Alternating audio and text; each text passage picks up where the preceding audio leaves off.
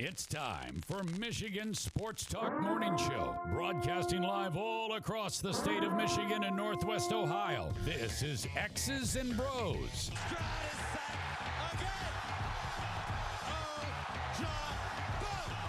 Swings it out to Sadiq Bey. Defended in the corner!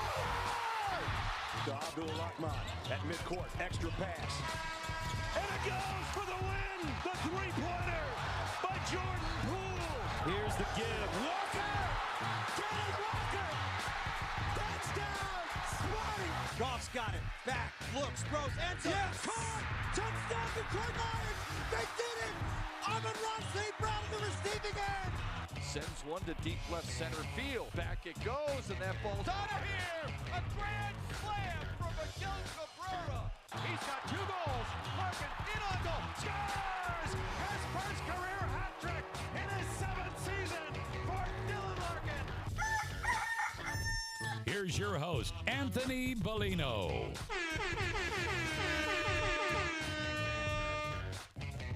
Rise and shine, folks. Good Wednesday morning to you. It's Hump Day, the 4th day of January 2022. We welcome you here to X's and Bros on the Michigan Sports and Network. Danny Cahalan, Ryan Elke, Anthony Bellino, all joining you. Thank you for joining us, no matter who you are, where you are, how you may be listening, all across the great state of Michigan and in Northwest Ohio as well, from Traverse City down to Glass City, GR to the Motor City. We say good morning to you. We welcome you. We thank you. We appreciate you. And, of course, we encourage you to join the program at any time. Text the keyword sports radio. Send that to 21,000. Sports radio to 21000. Meyer Supercenter guest line 248-951-2176. 248-951-2176. We're on Twitter at XB Mornings, Facebook, X's and Bros. And, of course, good morning to our television audience as well on BCSN. And, of course, streaming live, Michigan Sports Network is the YouTube page. That's where you can find us on the old stream there. Always good. Yeah, you can find us individually on Twitter. Danny Cahalan is at Dan in the studio. Ryan Elke is at RyanL_Key. And I'm Anthony Bellino at AC Bellino. Gentlemen, good morning to both of you. How are you? Happy Wednesday. What's going on over there? Anything good? Saw my goddaughter last night. She's going to be 6 months old here in a few weeks. That's crazy. Seems like your goddaughter. Yeah. Who's the dad? Or parents, I should say. My good friend Matt and his wife Jessica. Okay. Yeah, I'm excited. I got her a toy and a book that her grandmother had already gotten her, so it worked out great. That's always good, right? That's always now good. Now she has 2, so that when she wrecks the first one, there's a new one. It's a good plan. Always good to have backup. If you have 2, you have 1. If you have 1, you have none, right? Isn't that the old saying? And now she's ready to go. She's ready to ride. Ryan, how was your night last night? Had to be pretty good. I like a nice, relaxing W, right? I like one that, you get 10 to 15 in that range of points, and you just feel like it just you're never stays going to there. have to worry. It just stays. It's a nice. That's a good win for the fan base. Yeah, is what that MSU, they're up 22 at half. I think in the second half it got as close as 12. And then, when it gets down to 12, like, you go on a 7-0 run, and then you're just like, all right, can breathe easy. I like easy breathing wins. Like how Sunday was for Michigan versus Maryland. Yeah, I turned that game on and off so quick for Michigan. I was like 21-4. All right, done. You didn't want to see like the shooting expose. I kept it on for 5 minutes just to see. I was like, maybe Maryland, will this be a game? And I was like, nope. All right. That's how I treat pretty much all games that aren't Michigan State. I give it 5 minutes. Like, is this going to be a game? No, turn it off. Well, I think that I think that any time that you have a nice, comfortable, relaxing night, with your team, don't take them for granted. They're few and far between, but they are nice, right? You never know when there's going to be and I get it's Nebraska, right? I was not thrilled at all for the Maryland game. I thought after Central Michigan, I was highly concerned, and then it was good to nice to be able just to say, you know what, this one is out of hand. I don't have to worry about it. Right. And Nebraska, they're a weird team because they beat Iowa, I believe, last week, which Iowa's always a solid team. They beat Creighton earlier in the year, which Creighton's kind of fallen off of being a preseason top 10 team to not ranked, but still a solid team. But, I mean, they don't have the firepower. Like, they don't have that Bryce McGowan kid anymore. They don't have that. When things go wrong, who are we turning to? Who's going to be that guy, right? Yeah. Yeah. They don't have that guy. And then the Maryland one, that one's just nice because Maryland's always a top tier team in the Big Ten. You're not that guy, pal. Is that what you're trying to tell me? No. Is that what you're it's good to have that guy. They don't have that guy. Can you pal? name a guy in Nebraska? Yeah. I'm assuming there's like 8 Lukes, a couple Dylans. 8 Lukes and a couple Dylans. I like that. A lot going on in the sports world today. We'll try to get you all caught up with all the happenings. We'll do so right now in the headlines. Big news. I have a little news flash. Let's check the headlines. Nah, it's real news for once. The biggest stories of the local, regional, and national news. This is huge news. All right, huge news. Panthers owner and Jim Harbaugh have had a discussion about their coaching job. We're going to talk to my buddy Will Kunkel down there at Fox 46 in Charlotte about that phone call and about Jim Harbaugh and what's to say. He had some tweets last night. There was a conversation that he had with the local news as well. This is what Harbaugh Watch Day. This would be day 3, right? So yeah, we'll see. I don't think that Carolina is a very. I mean, I wouldn't put them high up on my priority list. But hey, that'd be the last job I think Harbaugh would take to go to the NFL. Yeah, just there's Denver, there's Indy, Carolina, and Carolina quarterback. It's like okay. Yeah, I don't. And for his ties to Indy playing there, that one seems a little bit more legitimate. Fans have given millions to Damar Hamlin's toy drive for kids. Obviously, this dominated every single second of the television yesterday with nonstop reporting outside the hospital with no new news. There's no new news. There's nothing new. We know all the same things today that we knew yesterday that we knew, 20 hours ago. They had his uncle outside television. They were interviewing him. What if they told you? He's like, nothing. They haven't told me anything. Well, they said talking to his parents. And they did say later on that they did have to resuscitate him a second time.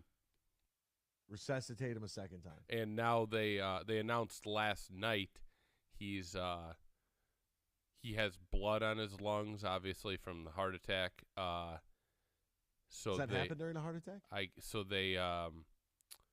They flipped him over so that the blood is not drowning him, basically. So the blood is on his lungs or in his lungs? I guess it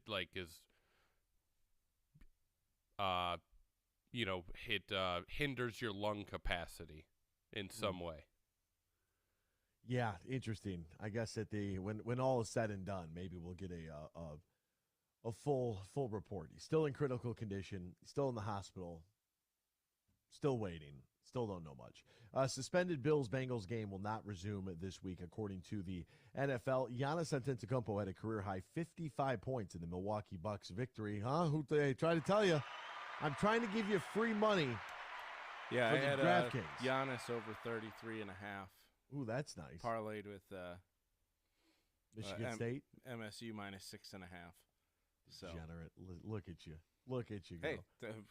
Hey, I had a free bet available. Wanted to keep it small. And so I was like, all right, believe in MSU. Giannis over 33 against Washington seems good. He had 10 in the first 5 minutes of the game. It's always a good feeling. Yeah, 20 at halftime. So I was like, this feels good. Things are looking up. He also had 10 rebounds, 7 assists, and he's a guy's playing great basketball. But I try to give you a money line winner so you can get your $150 in free bets. Yeah, Milwaukee against Washington. Something about Boston and OKC just seemed a little bit weird to me. I don't know why that game was in Oklahoma City. Oklahoma City won 150 to 170, 150 to 117. The Cavs drug tested or not that they drug tested, but the Cavs' Donovan Mitchell was drug tested after his 71-point night for performance-enhancing drugs. Pistons' Marvin Bagley III injured his hand. He's going to miss some time. The Hornets guard Kelly Oubre is going to undergo hand surgery on Thursday. The Detroit Red Wings have placed veteran left winger Jacob Vrana on waivers. So, Vrana midway through a 3-year, $15.75 million deal that carries a $5.25 million cap hit, but the 26-year-old who's been in and out of treatment this year, the Red Wings look like they're going to cut ties. And I don't even know if you watched it, but the Bruins did beat the Penguins in the Winter Classic, which I think is the most overrated event in sports. We'll step aside, back with more X's and Bros after this here on the Michigan Sports Network. Get more for your money and kick off the new year with Meijer. Start your wellness journey with buy one, get one free vitamins or supplements. And enjoy delicious meals with deals like 80% lean ground beef for $2.99 per pound. Taylor Farms salad chopped kids, 2 for $6. And lean cuisine or Stouffer's frozen meals, just $2.48 with M-Perks. Plus, pay the same low Meijer prices no matter how you shop, in-store or online. Exclusions apply. See all the deals in the Meijer app. From planting a simple seed to managing a global food supply, growing, processing, and distributing food is the backbone of America. You deal with food safety and labor issues, cost control, and not to mention Mother Nature. But do you have time to explore research development and biotechnical tax credits? Properly administer payroll for temporary employees. Ensure that you're operating at your most profitable? That's where we come in. We're Bean Garter. And while your business is America's food supply, our business is helping you run your business better. We'll assist with tax credits, assess your processes and controls, and so much more. And while we may not be able to help you plant your crops, we can help you realize a rich financial harvest. From the family farm to worldwide distribution of all the things you grow, grow your business better. Experience service, expertise, and simplicity at Bean Garter. Find us online. BeanGarter.com. Bean Garter. Your Auto Value Auto Parts store is part of a network of more than 300 family-owned stores and are locally run by some of your own friends and neighbors. Every day, we work hard to provide you with all the automotive aftermarket parts and accessories you'll ever need. Name brands too, like Champion, Seafoam, Wix, Lucas, Mobile, and more. The auto parts you need at the value you've come to expect. So thanks again for shopping locally at Auto Value, where service is the difference. We get it.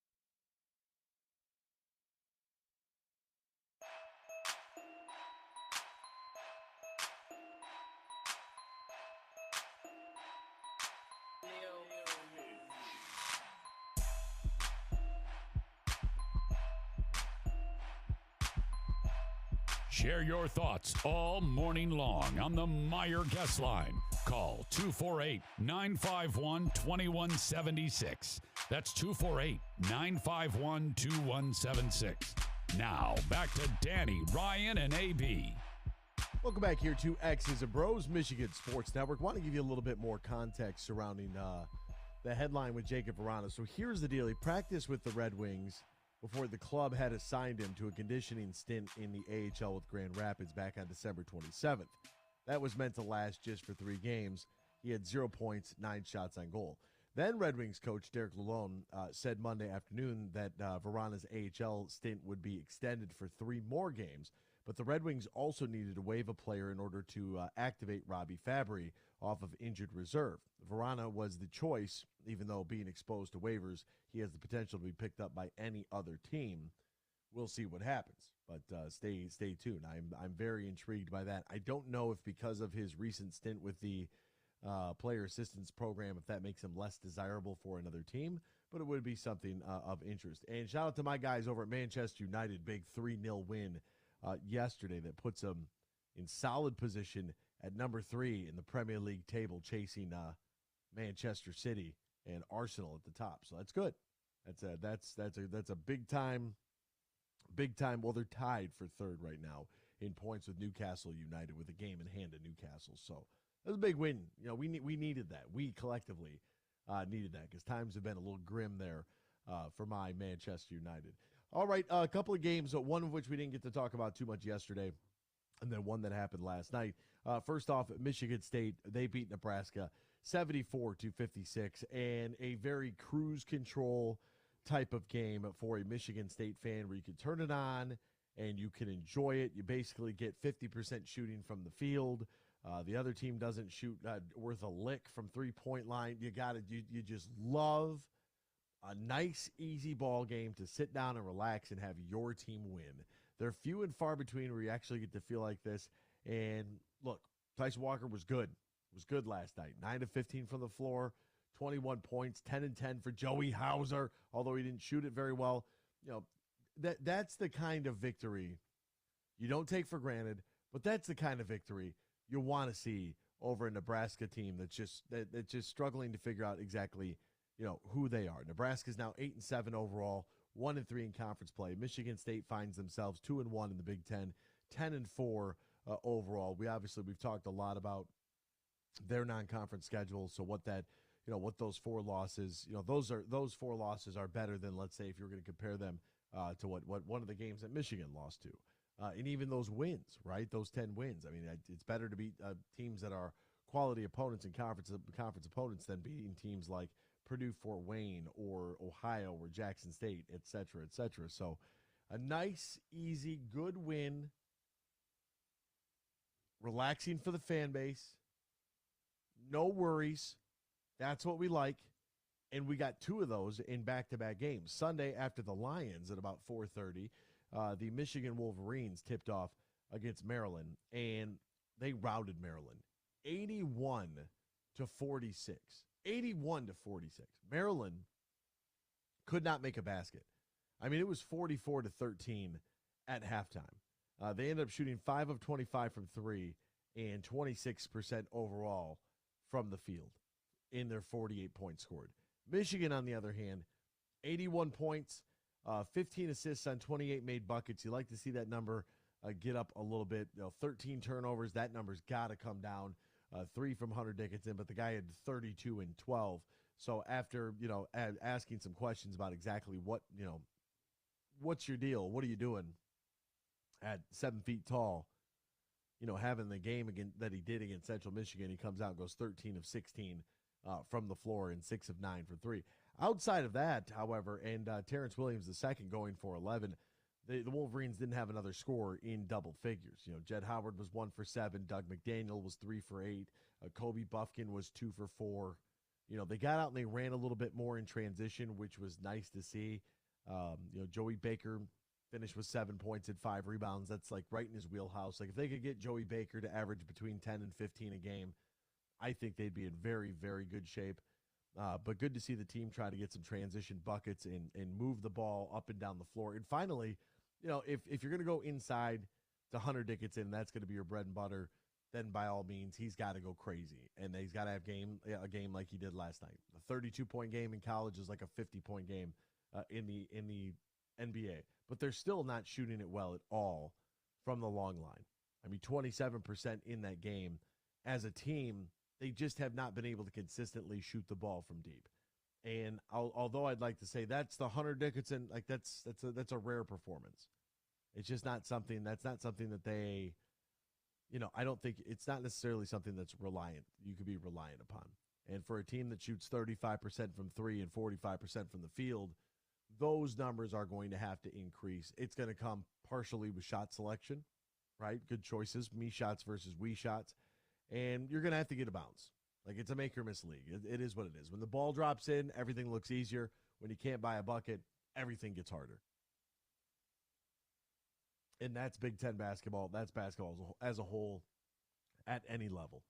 You'll notice it the most with little ones. You see them make a couple of baskets. You can see the confidence in their eyes. You see them, the intensity pick up on the defensive side of the floor.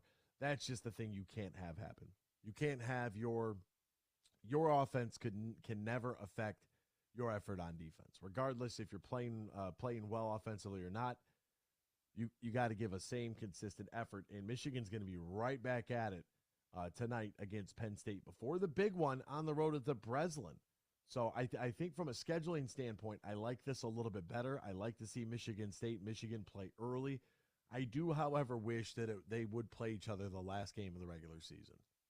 Is that too much to ask for the Big Ten Conference? Yeah, I hate how they're like, hey, you're going to be one of the first games of the season and one of the last. I don't know. Oh, you don't like that? I don't know. It's just weird because it's either they're spread out way too far or you're going to play each other twice in 2 weeks. Like, where would you, if you had to pick, where would you place it?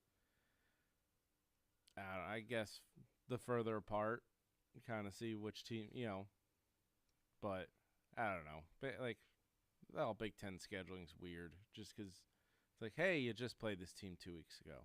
Play them again. Yeah, it's a, they added the extra games. They wanted to get to, 20 conference games, so they're going to have to juggle. And then you get the pre-conference games that take place that are before the break, before the holiday. It's kind of interesting. Wisconsin was a winner last night, by the way, as well. They snuck one out at home in the Kohl Center, 63-60 against Minnesota. And how about the shocker on Monday night? We didn't talk about this yesterday, but Rutgers upsetting number 1 Purdue at Mackey Arena, 65-64. I'm not going to say it's an upset because I believe they've beaten Purdue like 5 of the last 6 times. But if you're unranked and you beat number 1? They did it last year. Ron Harper Jr. Ron Harper Jr. He's a Big Ten player. I feel like all Big Ten fans are just like, I liked him. Yeah, nice guy. Strange body. Yeah. Oh, he's very strange. Stay Puft Marshmallow Man with an afro.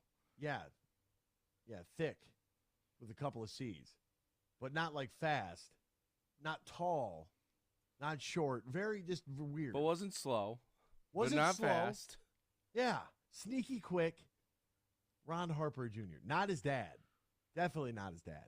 If he'd had his dad's frame, he's probably, he's probably playing somewhere tonight in the league. Speaking of that very league, plenty of action to go. You were a winner last night. If you didn't play, let's try to make you a winner tonight over at the DraftKings Sportsbook. Use the promo code HUGE and place a $5 pregame moneyline wager on any NBA team to win. Get $150 in free bets if your team does. That's promo code HUGE only at DraftKings. If you or somebody you know has a gambling problem, wants help, needs help, call the Michigan Department of Health and Human Services Gambling Disorder Helpline, 800-270-7117. 21 plus, Michigan only. Eligibility and deposit restrictions to apply. Bonus issued is free bets. Eligibility and terms at DraftKings.com/basketball terms. We're going to fade the Pistons tonight. Moneyline winner. Take the Warriors. Pistons can't win away from home.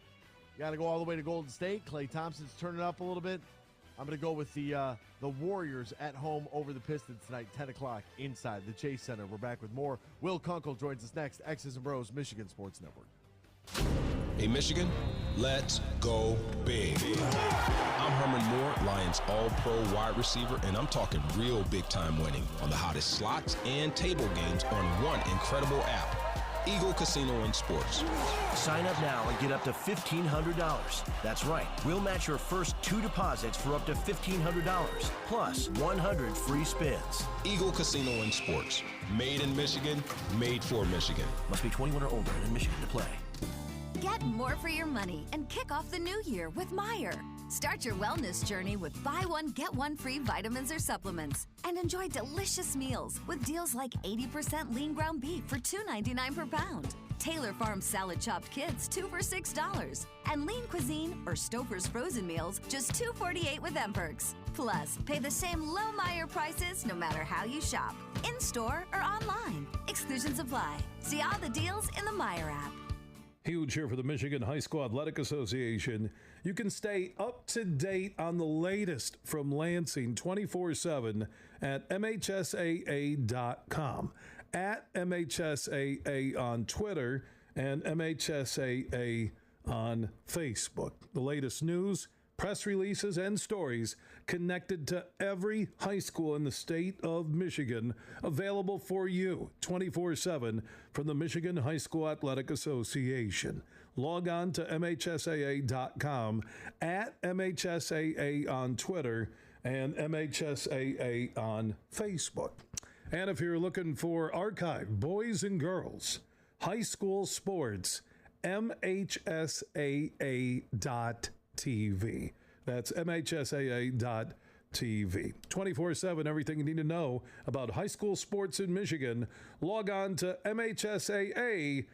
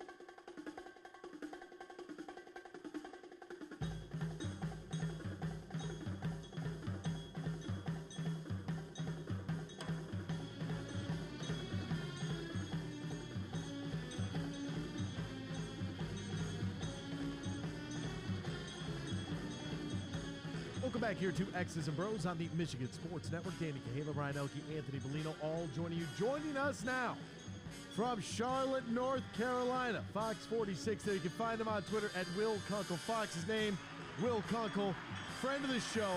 Little did we know that when we had the Panthers play-by-play broadcaster on, he was a Cleveland native, a Bowling Green guy. He and Mike Lissette used to do lunch. He's on your show pretty regularly. This is crazy. 6 degrees of separation under the microscope. Will, my man, how are you? How's life? How are things?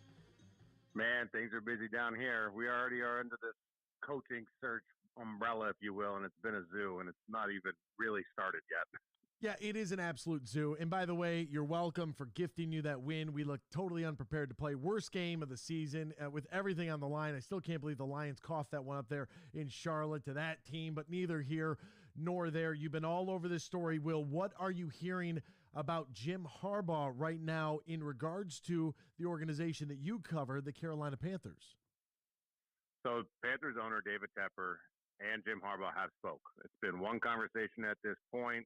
And who knows if there's going to be a second or if it's going to go any further than that. But two things do align. Jim Harbaugh wants to go to the NFL. That we have known for quite a while, and I think it's that desire is as deep as it ever has been. The Panthers have an opening. They also have a desirable team right now because they have draft picks. They have a good young roster on rookie deals.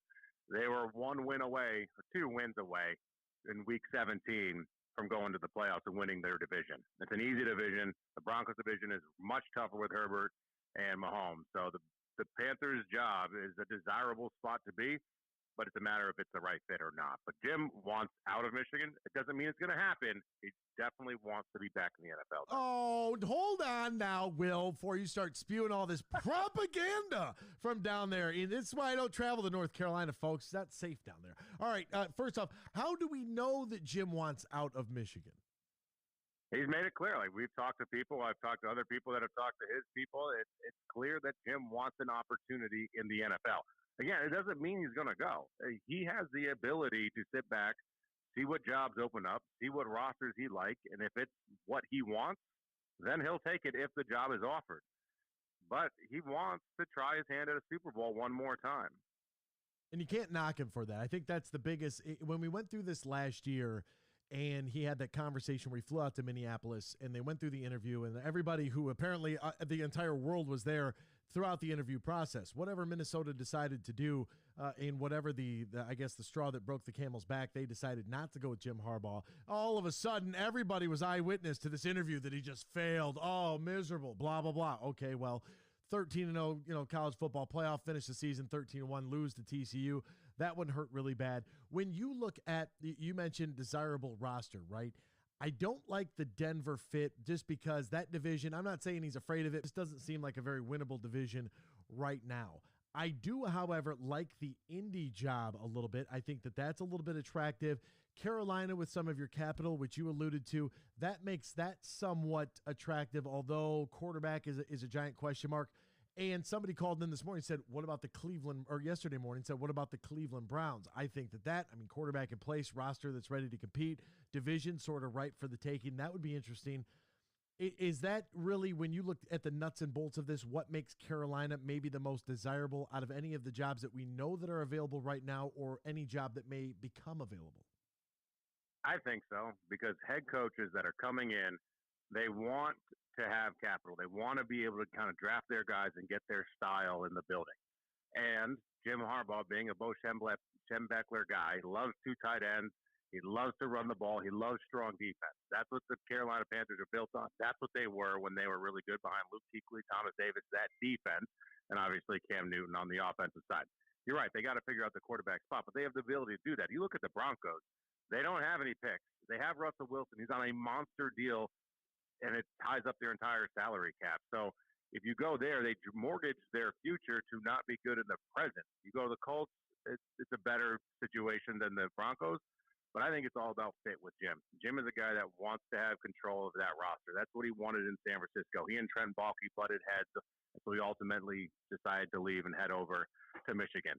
So I think Scott Fitter is doing a great job as a general manager with the Panthers. I like organization in the organization. I like the owner, then the general manager, and then the head coach. I don't love the idea of the general manager having to answer to the head coach. It throws everything out of whack. We saw that with Matt Rule. It did not work. And by no means is Matt Rule and Jim Harbaugh in the same conversation. Very different. But I don't know that it's a great fit. It doesn't mean it wouldn't work. I just don't know if it's what they're looking for, because this locker room also loves Steve Wilks, the interim head coach. Very, very peculiar, very interesting. For our listeners, they should know that Will Kunkel, because, you know, the biggest bandwagoner of all bandwagoners, folks, Yankees, 49ers, Duke basketball. I mean, what else? Who am I missing? Who am I missing here, Will? I'm a fan of you. Okay, well, that's rightfully so. But you are a Niners fan, and he did have success there in San Francisco. That was a team that wanted to, as you mentioned, they played great defense. You think about some of the great defensive names, guys like Patrick Willis there on the defensive side of the football, Colin Kaepernick at quarterback, outside of all the off-the-field stuff. I mean, it was a team that they won an NFC championship. They got to a Super Bowl. His record was very, very good. I mean, 44-19-1, a winning percentage of 69.5 throughout his 4 years in San Francisco. A short stint as an NFL head coach. It would kind of make sense. Would you want Jim Harbaugh, as someone who is a media member covering the team, would you want Jim Harbaugh there? Here's what I'll say. Everybody that I've talked to in Michigan has said, if you get them, good luck, because those press conferences are horrible. That's what I'll say. I just want to cover a winner. You know, it's more fun. I don't care if it's Steve Wilks. I don't care if it's you. I don't care if it's Jim Harbaugh or me. I don't care who's coaching the job, as long as it's covering this year was a lot more fun than it was the last 5 years, because come week 10, they're done. We all know it, and they're not any good. This year we went to week 17. So I don't care who the head coach is. I think Steve Wilks deserves a chance to be a head coach again in the NFL, whether it's with the Panthers or not, I don't know. But listen, it's going to take a game and a guy like Jim Harbaugh to maybe push him out of that position, because he took a team that was 1-4 and he made them relevant in week 17. Yeah, pretty impressive. And for our listeners in the Glass City, obviously they know Jim Harbaugh, born in the Glass City. For all of our friends there on Fox Sports 1230 tuning in, this is one of our own, right? Hometown guy. We like that kind of stuff. So, how does this affect then? How does this phone call, does it affect at all the hiring restrictions and or rules or guidelines? You know, we reference the Rooney Rule a lot. What does this conversation mean? The fact that, hey, Carolina has picked up the phone and had a phone call. To me, it's perfectly fine. You are entitled to employ whoever you want. We know why the rule is in place the way that it is. A lot of people think that sometimes you just, you bring somebody in, you have a conversation with them just to, I guess, satisfy the Rooney Rule and keep it moving. Is there any backlash? Have you seen anything from people kind of poking their ears out? Because when Jim Irsay said, hey, we hope that Jeff Saturday is the guy, immediately people went to the Rooney Rule and said, well, hey, how are you not going to go through the interview process? What does this phone call mean, if anything, in regards to that? Well, it doesn't mean anything in the Rooney Rule because Jim is white, so nothing's there. No, you don't tampering. Well, you're tampering right now. You're tampering with me. There's no tampering because he's not employed by the NFL. But I will say, in regards to the Rooney Rule, Steve Wilks being a minority head coach, it does not count as an interview, because you have to interview a minority. You have to interview somebody that's a minority that is not in the franchise already. So Steve Wilks could lose out potentially to another minority head coach, because you have to interview another minority head coach that is not on your payroll already. So that's why, this process hasn't even really started, honestly. We haven't even gotten there. The Panthers are going to get this thing rolling once the season is over, which is next Sunday after they play the Saints. So after that, then we'll start seeing names come in for interviews. Now, this is off of this topic, but I did, because you cover the NFL. You know what it's like. You're having conversations with guys in the locker room there for Fox 46. The Damar Hamlin situation from Monday Night Football. It's something like a lot of us have not seen. I mean, you could turn back the clock. We've had a situation like this with Chuck Hughes with the Detroit Lions years and years and years ago at Tiger Stadium, where heart attack and death ensued. Now, for the game that is last night, like I said, a lot of our first experience with a situation like this, where a guy makes a normal tackle, stands up, and then all of a sudden, boom, is down on the ground.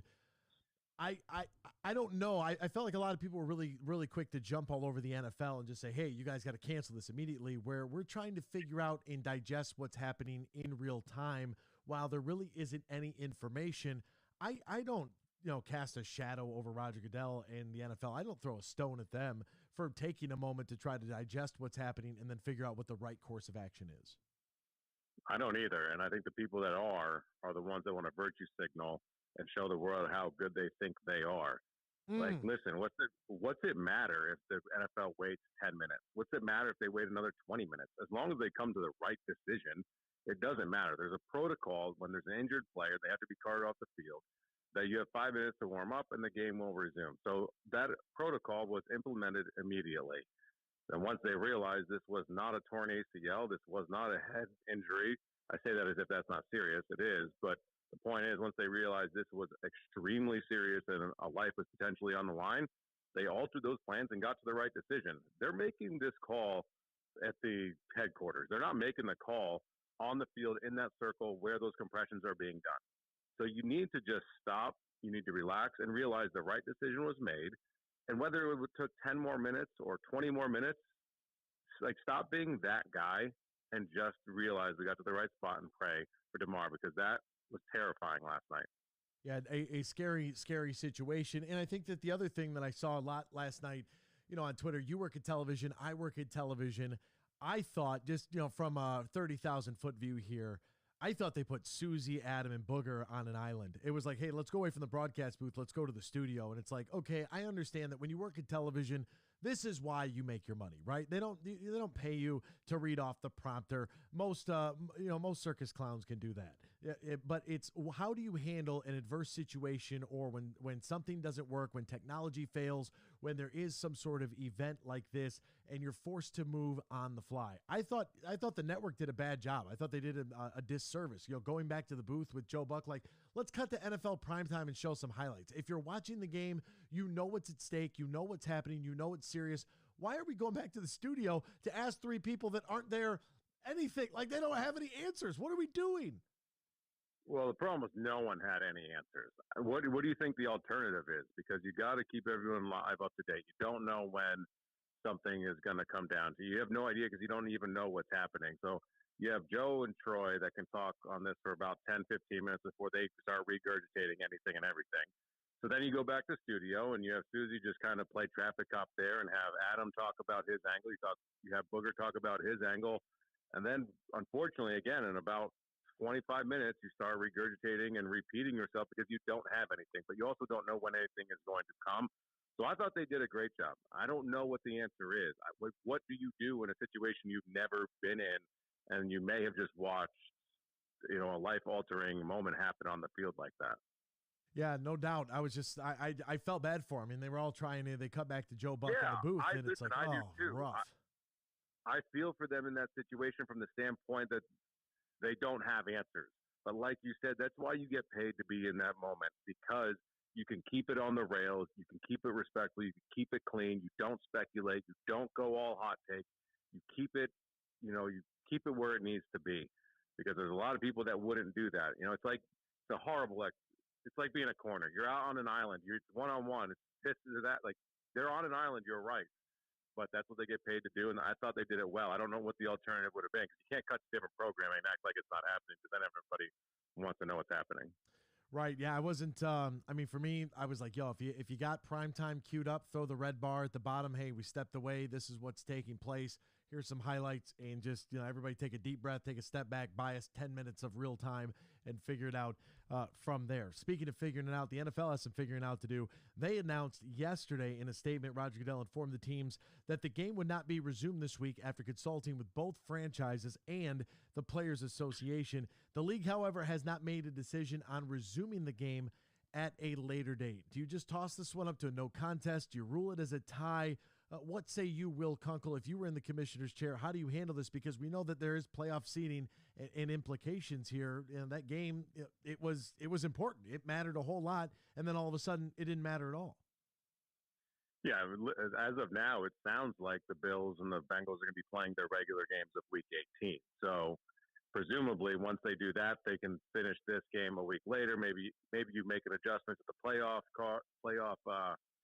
schedule. I don't know the answer, but I think you have to play it, right? And unfortunately, somebody's going to have to just say, here's the decision. This is what we are doing. And I think the players are fully aware that kind of once this dust settles, business as usual, for lack of a better term, will ensue, and the game will probably be played because, like you said, there's too much on the line, and it doesn't mean that it matters more than smart life. It doesn't, but at some point, you just kind of got to go back to what you got to do. Have you had the opportunity to speak with any players or coaches? What's kind of been, if you have, what has been sort of the word from them? Because then, everybody starts looking at themselves in the mirror and go, well, I mean, I guess that could have been me. Yeah, I haven't talked to anybody yet because today is the Panthers off day. We will get in once we get into that locker room. Then that's going to obviously be a heavy talking point, and it's scary. Like it's not a place that you expect to see something like that. It's interesting. My wife is an ICU nurse, and we were watching the game together. She was hardly taken aback. She's in the ICU every day, and that's what happens every day. And I said, yes, you're right, but when you watch football, you don't expect to see that, and it's so jarring. It's like if you're walking down the street and you see someone just collapse, it's jarring. When you go to the hospital, you're expecting to see that stuff. You don't expect the strongest, youngest, most healthiest population in the world to all of a sudden go through something like that. And that's why I think it was so jarring. It was on Monday Night Football. The whole world is watching. And, I mean, it was intense. And I think I'd be remiss if we didn't mention the first responders. Not only did they respond, I mean, they got there, got his heart going again, and performed under 30, however many people are at that stadium, 60,000 people, and then another 20 million watching. If one of them froze, one of them didn't do their job, his heart's not started, but that's it. Amen. Yeah, talk about working under pressure. I mean, that's next level stuff. And they went out there, and that's the job. That's what they signed up to do. And it doesn't always work out like that, because at the end of the day, it's still human nature. And those people rose to the occasion. They got the job done, and they were at least able to get his heart going, get him to the hospital where they could further the care, which is most important. His name is Will Kunkel.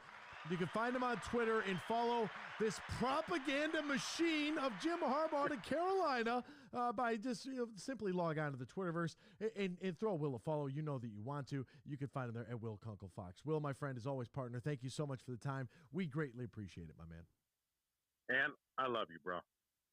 There he goes. That's Will Kunkel. Freddie the Pizza Man is up early this morning. He sent a link that I clicked on in regards to J.J. McCarthy's alleged cryptic IG story. I clicked the link. It doesn't do anything. I don't see anything from J.J. McCarthy. I see Jake Buck's reaction to it, so I remember the reaction to it. You just got a bunch of viruses on your computer. That's what it was. Yeah, well, it's from On3, so at least it's a legitimate. But there's nothing there. It's just JJ posted this on his story, and then there's no pic. There's no screenshot. There's no nothing. So from this cryptic, like I said, I mean, Jake Butt addressed it. I remember Jake Butt addressing something from J.J. McCarthy, but I don't remember exactly what J.J. put on his Instagram story that would have anybody up in arms about anything. So there we have it. We're going to step aside. When we return, the most overrated sporting event took place in the country over the weekend. We'll tell you what that is coming up here in hour 2 next. X's and Bros, Michigan Sports Network. Get more for your money and kick off the new year with Meijer. Start your wellness journey with buy one, get one free vitamins or supplements. And enjoy delicious meals with deals like 80% lean ground beef for $2.99 per pound. Taylor Farms salad chopped kids 2 for $6. And lean cuisine or Stouffer's frozen meals just $2.48 with M-Perks. Plus, pay the same low Meijer prices no matter how you shop, in-store or online. Exclusions apply. See all the deals in the Meijer app. Huge here for all the Mr. Car Wash locations across Michigan. You're going to want to look into that unlimited monthly pass that I use. Superfly Hayes, my producer, uses it. I can get my SUV washed as often as I like for one low price. You can sign up today. Just go to MrCarWash.com or stop by your local Mr. Car Wash location here in Michigan for the one close to you. And to get that unlimited pass, go to MrCarWash.com. Huge here for the Michigan High School Athletic Association. You can stay up to date on the latest from Lansing 24/7 at MHSAA.com, at MHSAA on Twitter, and MHSAA on Facebook. The latest news, press releases, and stories connected to every high school in the state of Michigan, available for you 24/7 from the Michigan High School Athletic Association. Log on to MHSAA.com, at MHSAA on Twitter, and MHSAA on Facebook. And if you're looking for archive boys and girls high school sports, MHSAA.TV. That's MHSAA.TV. 24/7, everything you need to know about high school sports in Michigan. Log on to MHSAA.com. Dirty oil can easily wreak havoc on your vehicle's engine, so be sure to change the oil at recommended intervals. And for a motor oil that outperforms conventional and synthetic blends, try Mobil 1, the full synthetic motor oil that keeps your engine running like new. Ask for Mobil 1 at your local Auto Value Auto Parts store. And don't forget to pick up a Wix XP oil filter to complete the job. Because when it comes to oil changes, we've got you covered at Auto Value, where service is the difference. We get it.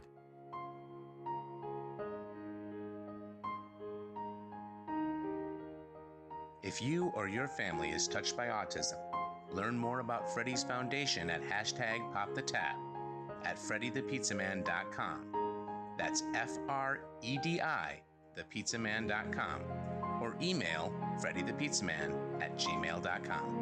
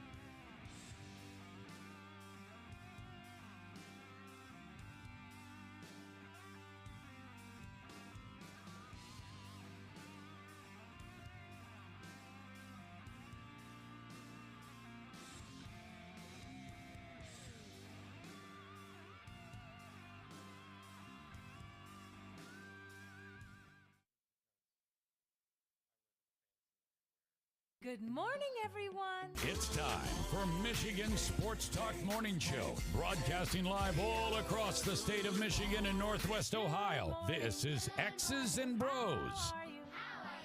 Good morning. Good morning. Good morning. Good morning.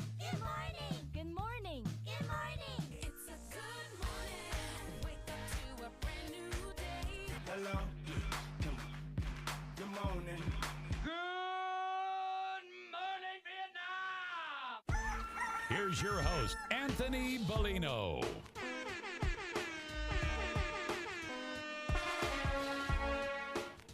Rise and shine, folks. Welcome back here, X's and Bros on the Michigan Sports Network. Danny Cahalan, Ryan Elke, Anthony Bellino, all joining you. Thank you for joining us. You can text the keyword sports radio, send that to 21,000. Shoot us a text, share your thoughts there.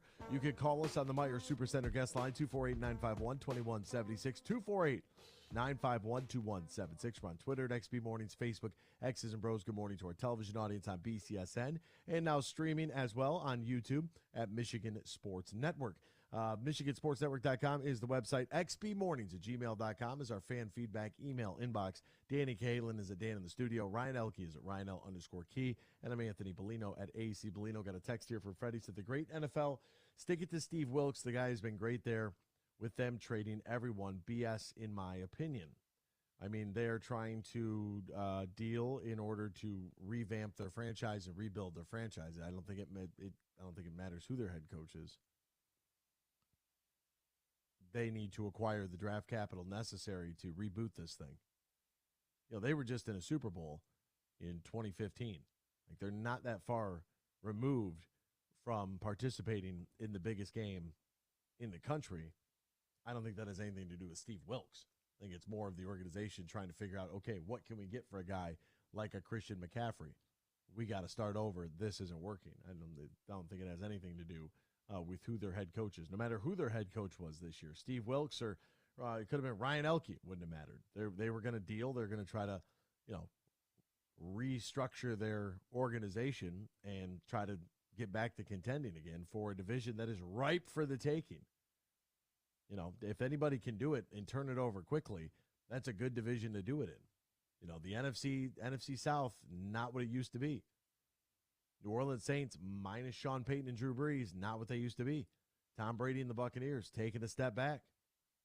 Carolina Panthers, they're a long ways away from Ron Rivera and Cam Newton. At least it feels like that. And the Atlanta Falcons, God only knows what the hell they're doing. So if you have like the AFC South and the NFC South, those are two divisions right there that are ripe for the taking. You know, you don't even have, outside of Tom Brady and Tampa Bay, and we don't know what happens to him. I don't think that we have, Trevor Lawrence in Jacksonville, who's the other solidified starting quarterback that you could build a franchise around? It's two divisions. Two divisions. That's 25% of the league right there. It doesn't have a quarterback. It's a big question. All right, what else is going on in the sports world? We'll try to get you all caught up with all the happenings. We'll do so right now in the headlines. Big news. I have a little news flash. Let's check the headlines. No, it's real news for once. The biggest stories in the local, regional, and national news. This is huge news. As we talked to Will Kunkel of Charlotte's Fox 46, Panthers owner David Tepper had a conversation with Michigan head coach Jim Harbaugh about their potential opening in Carolina. After the season ends, Black Monday is the day that after the regular season comes to a conclusion on Sunday. Black Monday will be the day where everybody gets fired. Simple conversation, not an interview. We'll wait and see. Allegedly, according to Will Kunkel this morning, he sent me a text message that in a conversation with Jim Harbaugh, Michigan head coach, the Michigan head coach told the Queen City News, quote, "Although no one knows the future, I think I'll be coaching Michigan next year." Well, that's pretty interesting. Fans have given millions to Damar Hamlin's toy drive for kids, which is a really nice gesture by not only fans of the Buffalo Bills, but fans across the NFL and nationwide, trying to show their support for the Bills safety who is in critical condition after undergoing cardiac arrest on Monday Night Football. The suspended Bills-Bengals game will not resume this week. They'll go ahead to Week 18 as scheduled, and we'll stay tuned and keep you posted as far as what we'll come to find out about how that game, gets done. The Pitt Panthers did, because Damar is He is a Pitt alum. The Pitt Panthers did a moment for him. I thought that the Buffalo Sabres showing up in their number 3 T-shirts, I thought that was a cool gesture by their organization to show support as well. And the guy got a hat trick. His 3rd hat trick of the season. His 3rd hat trick, which is 3 goals for number 3 on a day that they wear number 3. Interesting. On January 3rd. 3 2023. biblical number. Just saying. Giannis Antetokounmpo had a career-high 55 points in the Milwaukee Bucks win. Gave you a free winner last night to play on DraftKings, so hopefully you took advantage of that. Got your $150 in free bets. Good for Giannis. The 50-point-plus games keep rolling. How about Oklahoma City beating Boston last night? 150 to 117. And Sacramento, a 117-115 winner over the Utah Jazz. 150 points for the Oklahoma City Thunder. I know it's a regular season game. I get it. You can't have this happen if you are the Boston Celtics. Like, that is just god-awful. That is a god-awful performance from Boston on the road. 26-12, 11-7 away from home. Got to be better than that. Donovan Mitchell was tested for performance-enhancing drugs after his 71-point night, 7th player in NBA history to go for 70 or more. And as Dan pointed out yesterday, the most points since Kobe went for 80. The Hornets guard Kelly Oubre is going to undergo hand surgery tomorrow, so he'll be out for an extended period of time. Speaking of hand injuries, forward Marvin Bagley, the 3rd of the Detroit Pistons, suffered a right hand injury. He's expected to miss extended time as well. He suffered this on Monday's 135-106 loss to Portland, undergoing further evaluation to determine the next steps. According to sources, Bagley has averaged just shy of 11 points and 6 rebounds for the Pistons this season. Do you think this is another situation, much like Cade, where they sit on this for a while, then all of a sudden he has surgery, and then it's like, oh, well, he's out? Kind of stinks like that. I don't know. I think he's actually hurt. Well, Cade's actually hurt, too. You know, your shin, somebody says, you know what it's listed as? It's a fracture in his tibia. Oh, yeah. I mean, that's what it is, the front of his leg. Yeah, like a fractured tibia sounds a little bit more serious than a shin injury. No, it does not. Yeah, it does. Shins a fractured tibia? Well, that's what it is. That's your leg. That's your bone. What do you think your shin is? Right, I understand that. But when you say fractured tibia, that sounds more severe than a shin injury. Oh, he injured his shin. Well, how did he do that? Was he bowling? Just dropped the ball and hit his shin? He's bruised? Be interested to hear what the surgery is, though. Like, are they going to go in there and, like, fill it in? Because, I mean, what do? Just put a cast on? Do you have to put a screw in there to tighten it up? A plate of some sort? I don't know. I don't know what they do. The Detroit Red Wings yesterday placed Jacob Vrana on waivers. That was less than 3 weeks after he returned to the team after his stint with the NHL, the Players Association Player Assistant Program. He's midway through a 3-year, $15.75 million deal. It carries a $5.25 million cap hit. Here's the deal. They had to make room for Robbie Fabry to bring him off of injured reserve in order to do that. And, Verana's going to go for a second, round of games in the AHL. They put him on waivers, which now exposes him to be picked up by any other team, but they had to do that, the corresponding roster move here. We'll see. I don't know if another team picks him up. Does that player assistance program, does that? They're not going to pick him up because he's not even game ready. Well, another team could pick him up and stash him. You know what I'm saying? Like, he's on waivers, so he's free game for anybody. I don't know. Does it make him less attractive as a waiver claim if he's been through that? The NHL, their best of Boston Bruins outlasted the Penguins in the Winter Classic that was played at Fenway. Did you see the guys from Boston show up at the old school Red Sox unis? Like you, Anthony, I did not watch 1 second of this thing. I did see that. I watched the getting off the bus clip. That was kind of cool. Yeah. I saw a lot of people like, this is a serious game. Why are you dressing up? Like, shut up. It's not a serious game. No. The Michigan State Spartans win 74-56 over the Nebraska Cornhuskers.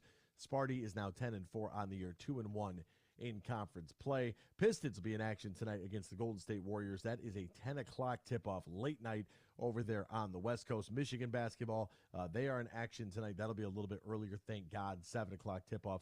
They are taking on Penn State. You can find that game over on BTN. And it is Wednesday, which means that the Detroit Red Wings are back on your television set for a 7 o'clock puck drop against the New Jersey Devils. That game over on TNT. We'll step aside. We're back with more X's and Bros after this here on the Michigan Sports Network. Get more for your money and kick off the new year with Meijer. Start your wellness journey with buy one, get one free vitamins or supplements. And enjoy delicious meals with deals like 80% lean ground beef for $2.99 per pound. Taylor Farms salad chopped kids, 2 for $6. And lean cuisine or Stouffer's frozen meals, just $2.48 with M-Perks. Plus, pay the same low Meijer prices no matter how you shop, in-store or online. Exclusions apply. See all the deals in the Meijer app. Bill Simonson here for my good friend Tom Rosenbach. Now, he's a managing partner at Bean Carter. They're one of America's top accounting and business firms. They're based in downtown Grand Rapids. They now have merged with Dorn Mayhew from the east side of the state, and they're stronger than ever before in the state of Michigan, the Midwest, and coast to coast when it comes to your accounting and business needs. Find out more at beancarter.com. That's BEENEGARTR.com. Also, Thomas stepped up with $1,500 in cash in the Beat Huge Pro Football Picks contest. Now, if you beat my picks just 1 week, you'll be in the drawing at the end of the pro football season for $1,500 in cash from Tom Rosenbach and Bean Carter. Thursday night game is always a freebie. You have until Sunday morning to play every week through the big game. You can play once or play every week. Do what you want to, but get your picks in now at thehugeshow.net. Hey, Michigan, let's go big. I'm Herman Moore, Lions All-Pro wide receiver, and I'm talking real big-time winning on the hottest slots and table games on one incredible app, Eagle Casino and Sports. Sign up now and get up to $1,500. That's right. We'll match your first 2 deposits for up to $1,500, plus 100 free spins. Eagle Casino and Sports. Made in Michigan, made for Michigan. Must be 21 or older in Michigan to play.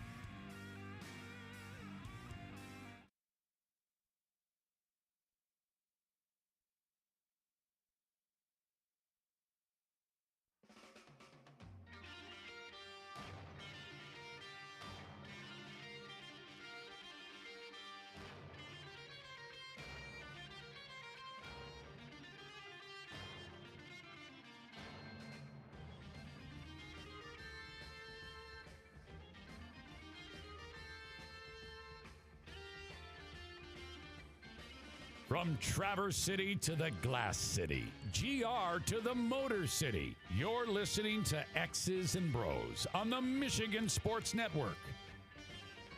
Welcome back here to X's and Bros. Text message coming in. What I was implying is they are winning with Wilkes and now want to fire him. Well, maybe they want to fire him. Maybe they don't want to fire him. Maybe they just want to interview everybody, and if he turns out to be the candidate they want, maybe they'll keep him.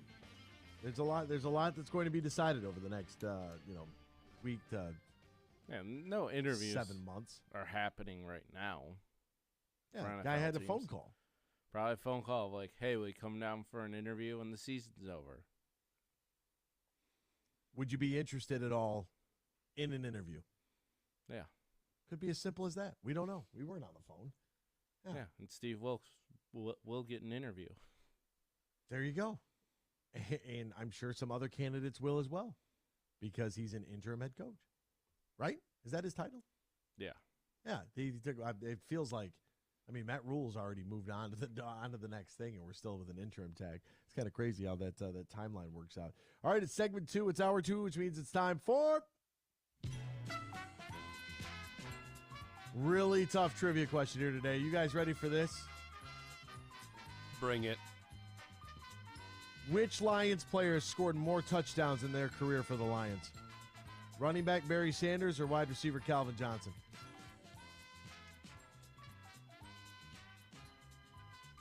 I'm going to say Barry Sanders. Ryan, do you agree? Disagree?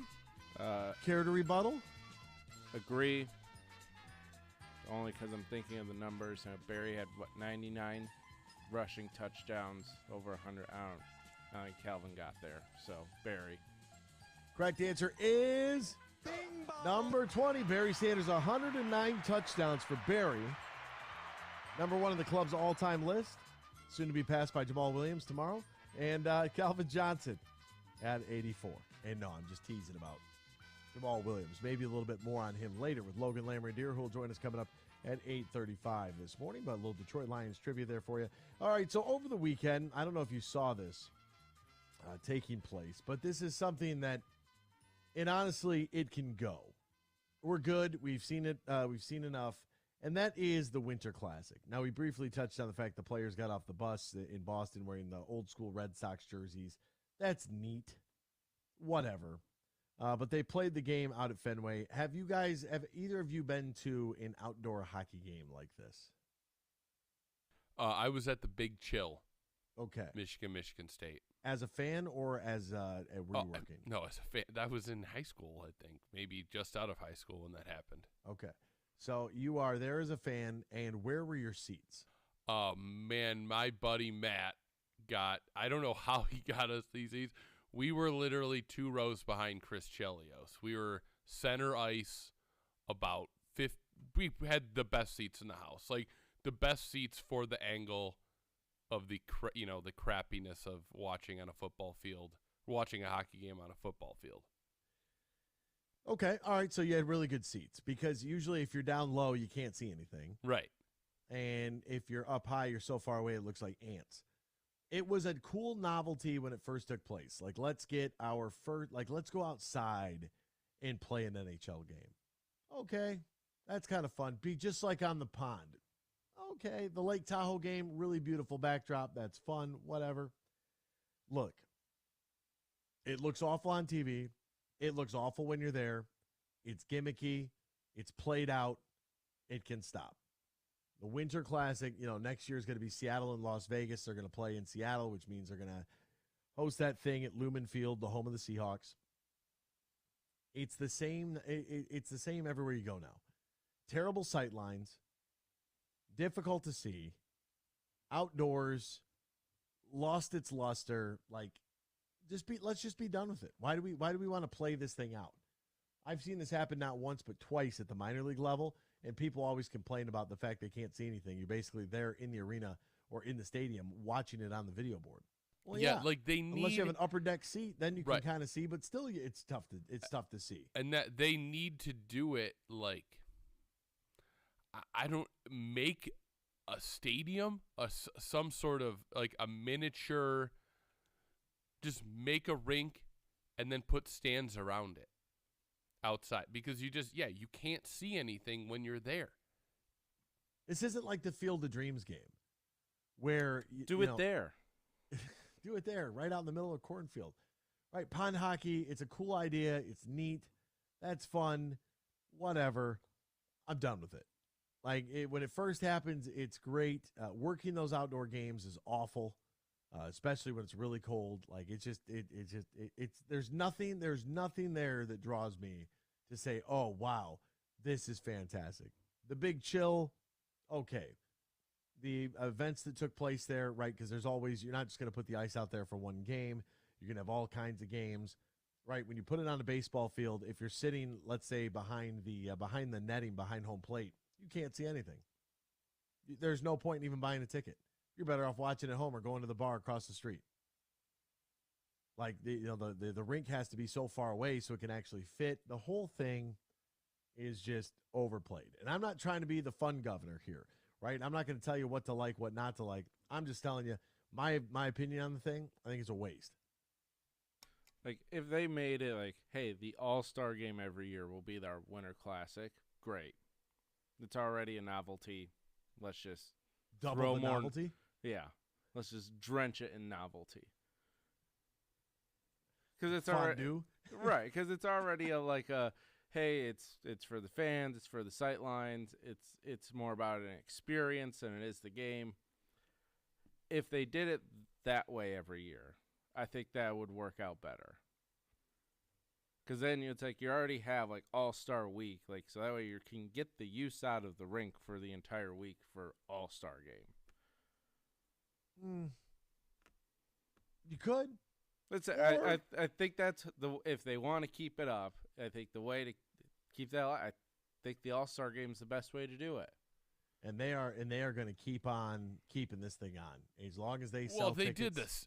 Remember, I don't know how many they do now. They had the Stadium Series there. It was like 6 or 7 games a year that were outdoors. Yeah, that's just way too much. Way too much. Like that's just overkill in every sense of the word. Like you don't need to have multiple games. You don't need to have multiple locations. The novelty aspect of it, we've talked about it. Like it's good. We've seen it. It's been done. It's over with. Like there's no need to bring it back. Whatever. Like and this goes to a little bit of what Freddie was talking about yesterday about going to a game. Sports have turned into so much more than just the actual game, and whether that's more or not is debatable. I've never been a big fan of it. You know, I always went to games as a kid because those were my favorite teams, and you know we went to see the win. I never once thought about going to customer service at a game because something was wrong. I never complained about not getting a free T-shirt or being on the Jumbotron. Like none of that mattered. The on-ice games, it doesn't matter. Intermission's a great time to go get a refill on your drink. It's same here. Like if I'm going to do anything with the kids like that's in the stadium, like at Comerica, that's happening before the game. Before. Like there's an hour and a half you get before the game to get in there. Like I'm there to watch the game. And that's the frustrating part is if you go with like other families of like, it's like the fourth inning. It's like, oh, let's go do this. It's like, or we can watch Miguel Cabrera bat. We're doing the thing. Right. We're here. We're here doing the. This is what we signed up to do. We bought tickets for this. Right. If we wanted to go ride carousels, like we can wait till whatever carnival pops up in a church parking lot on the drive home. There you go. And Which buy a I rug. will also say no that I'm not going to. Buy a rug out of a tent. Yeah. Eat a corn dog. There you go. Like eat some elephant ears. Boom, done. Like go to the game for the game. Like you know, when you're taking your kids, allow them to develop that love for the game, not constant distractions. We got to be up and moving and running around every 2 seconds. Sit down, enjoy your popcorn. This is what we came to see. You know, maybe your kid will really like it. Maybe your kid will hate it, and you won't have to go back. So we will exactly my point. Rules of failure got millions. Now goes to Nebraska, gets millions again. Carolina can't commit to Wilkes now. What has he done for them? Screw the NFL. Jeez. All right, we're going to step aside. We'll be back. New York Scott is on the phone. We're going to get to the phone lines, your calls, your texts, and more. Plus, What kind of craziness is some committee talking about with the NCAA? We'll get into it next year. X's and Bros, Michigan Sports Network. Get more for your money and kick off the new year with Meijer. Start your wellness journey with buy one, get one free vitamins or supplements. And enjoy delicious meals with deals like 80% lean ground beef for $2.99 per pound. Taylor Farms salad chopped kits, 2 for $6. And lean cuisine or Stouffer's frozen meals, just $2.48 with M-Perks. Plus, pay the same low Meijer prices no matter how you shop, in-store or online. Exclusions apply. See all the deals in the Meijer app. Bill Simonson here for my good friend Tom Rosenbach. Now, he's a managing partner at Bean Carter. They're one of America's top accounting and business firms. They're based in downtown Grand Rapids. They now have merged with Dorn Mayhew from the east side of the state, and they're stronger than ever before in the state of Michigan, the Midwest, and coast to coast when it comes to your accounting and business needs. Find out more at beancarter.com. That's BEENEGARTR.com. Also, Thomas stepped up with $1,500 in cash in the Beat Huge Pro Football Picks contest. Now, if you beat my picks just 1 week, you'll be in the drawing at the end of the pro football season for $1,500 in cash from Tom Rosenbach and Bean Carter. Thursday night game is always a freebie. You have until Sunday morning to play every week through the big game. You can play once or play every week. Do what you want to, but get your picks in now at thehugeshow.net. We might have just come out with our most refreshing Michelob Ultra Organic Seltzer yet. It's called the Essential Collection. It's made with coconut water and real fruit juice, so it's always going to have a real refreshing fruit taste. Can refreshing get any more refreshing? Yep, it can, and it just did. Michelob Ultra Organic Seltzer, made with coconut water and real fruit juice for a superior taste. It's only worth it if you enjoy it. Enjoy responsibly. Anheuser-Busch Michelob Ultra Organic Seltzer, IRC Beer, St. Louis, Missouri.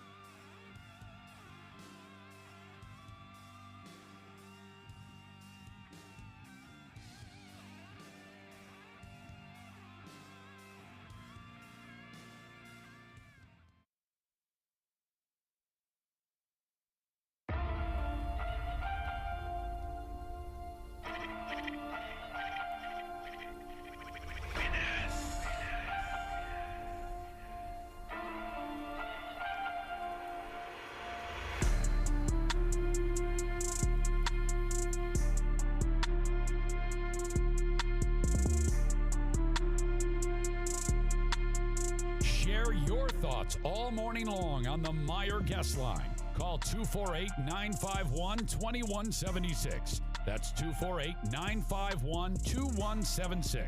Now, back to Danny, Ryan, and AB. Welcome back here to X's and Bros, Michigan Sports Network. Let's hit that Meyer Supercenter guest line. You can join us too, 248-951-2176, 248-951-2176. Who we got up first over there, Dan? New York Scott. New York Scott watching the G-Men get into the playoffs, you scallywag. What are you up to this morning? Oh, not much, man. Happy holidays, happy New Year. Happy Listen to you. You can't even contain it. You could feel the smile coming through the phone. It's disgusting. I was cheesing. The way you say G-Men makes me cheese, just like the way you say Raiders. You just Raiders. put a smile on my face every morning, Bellino. It's just fun. It's just fun, brother. Thanks, man. Cheers to you. Yeah, I've been off the air a couple weeks. I've been on Christmas holiday, and my work shuts down, thank God. So haven't been able to call in, but I do remember a couple weeks before rolling into Minnesota versus the Giants, rolling into Carolina versus Detroit. And, man, USDA Scott called up, and I knew he had the meat sweats. I knew that man had just like 72 ounces of, like, ribeye, and he was sick because he's a seasoned gentleman. He's a football fan, such as myself, and every good football fan knows the last thing you do in the NFL is schedule watch. And when you say you're going to destroy Carolina and you're going to destroy the Bears and you're going to destroy Green Bay and everybody else you need to lose out is going to lose out, that's when you know your season's over. And that's we're living in a world of fantasy. Everything's going to turn up spades for us. Like I got a handful of Trump here for all of our euchre players out there, and I'm feeling like I'm going alone, right? But you know that the ace is out there somewhere. You just don't know where. It's like you got right, left, and like king, and it's like I think I got enough. I'm going to try to go alone, and somebody just stymies. You can't go alone. You need some help from Seattle, though. That's the problem. I mean, had you beaten Carolina.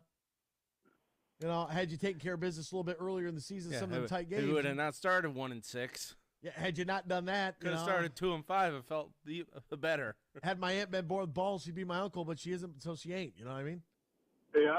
And I did the same thing. I'm just throwing stones at Scott because I know he has tough skin. No pun intended there. But I did the same thing as a Giants fan. Right? We were 6-1. We were rolling hot. I was thinking. At least 10 wins, at least bare minimum, if not 11-12. I'm thinking the Seahawks are a wipe. We're going to beat Detroit. We're going to beat the Colts. We'll beat Washington at least once, right? Philly, the way they were looking, they're going to rest their squad the last week, and we're going to get an easy walk-in victory there.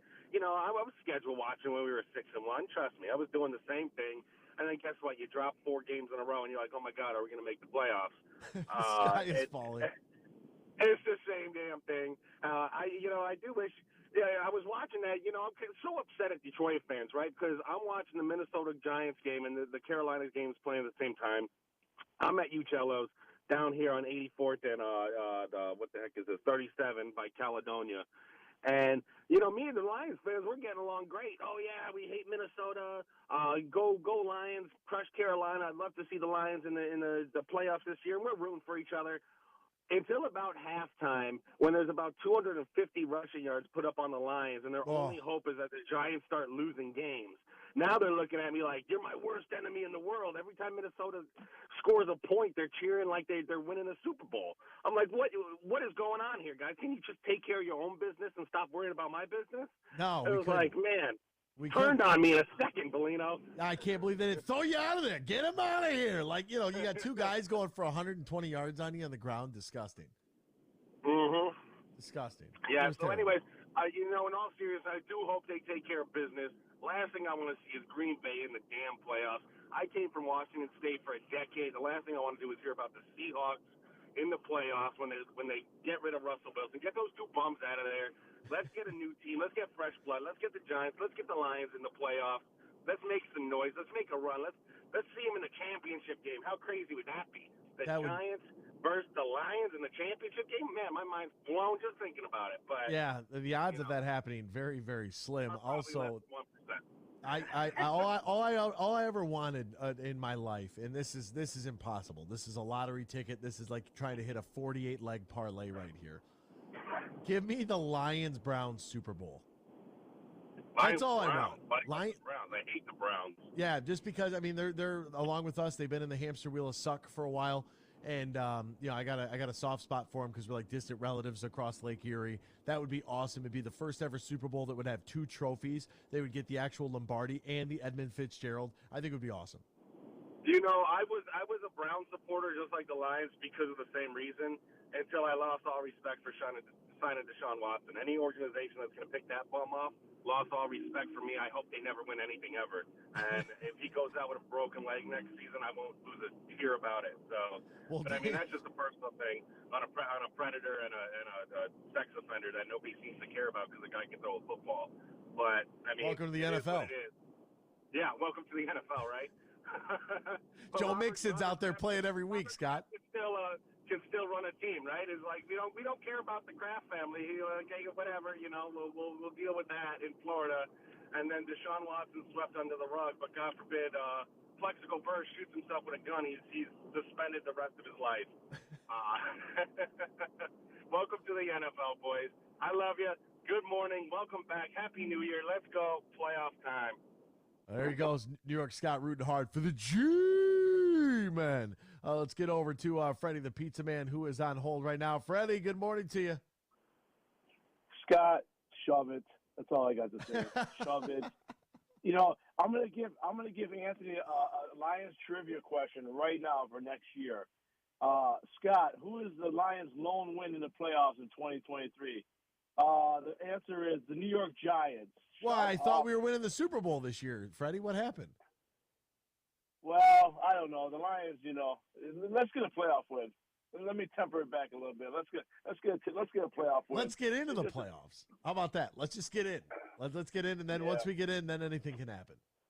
Well, I have a scenario for you, but before I get to that scenario, I do want to say, Bill from Tennessee, I'm rooting for you. Now, I will tell you, it's the battle of the 2 ugliest uniforms in the league. I can't watch ugly uniforms. I just can't.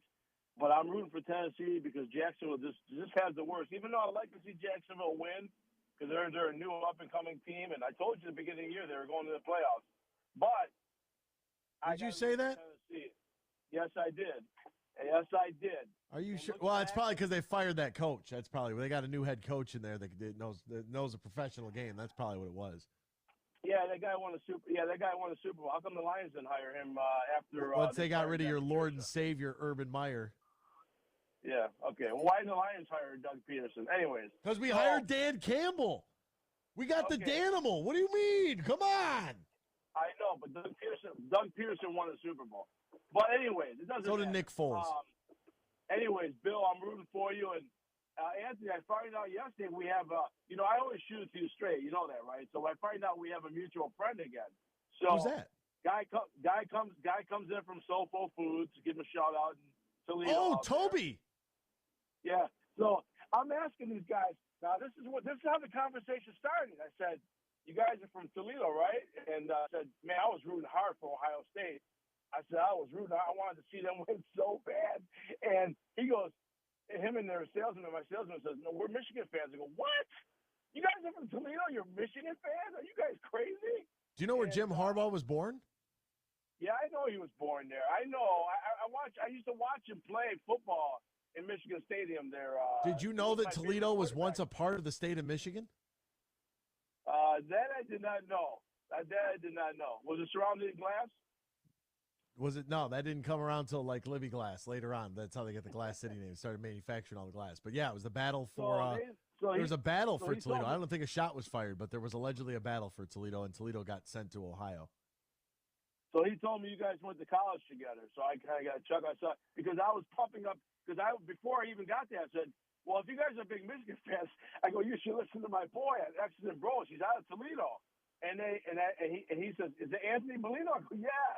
And I said, "If you love Michigan, that's the guy to talk to." And that's how the conversation went. He goes, "Yeah, me and Anthony went to college together." I go, "Oh man," I said, "Geez, OP." I said, "Can you do me a favor? If you deliver to Danny's Finest Foods, could you charge them an extra $1 and then take $1 off my price?" Whoa, whoa, whoa, whoa, whoa! We see something funny coming up here on the invoice, Freddie. You go over there and steal some dough from you out the back door.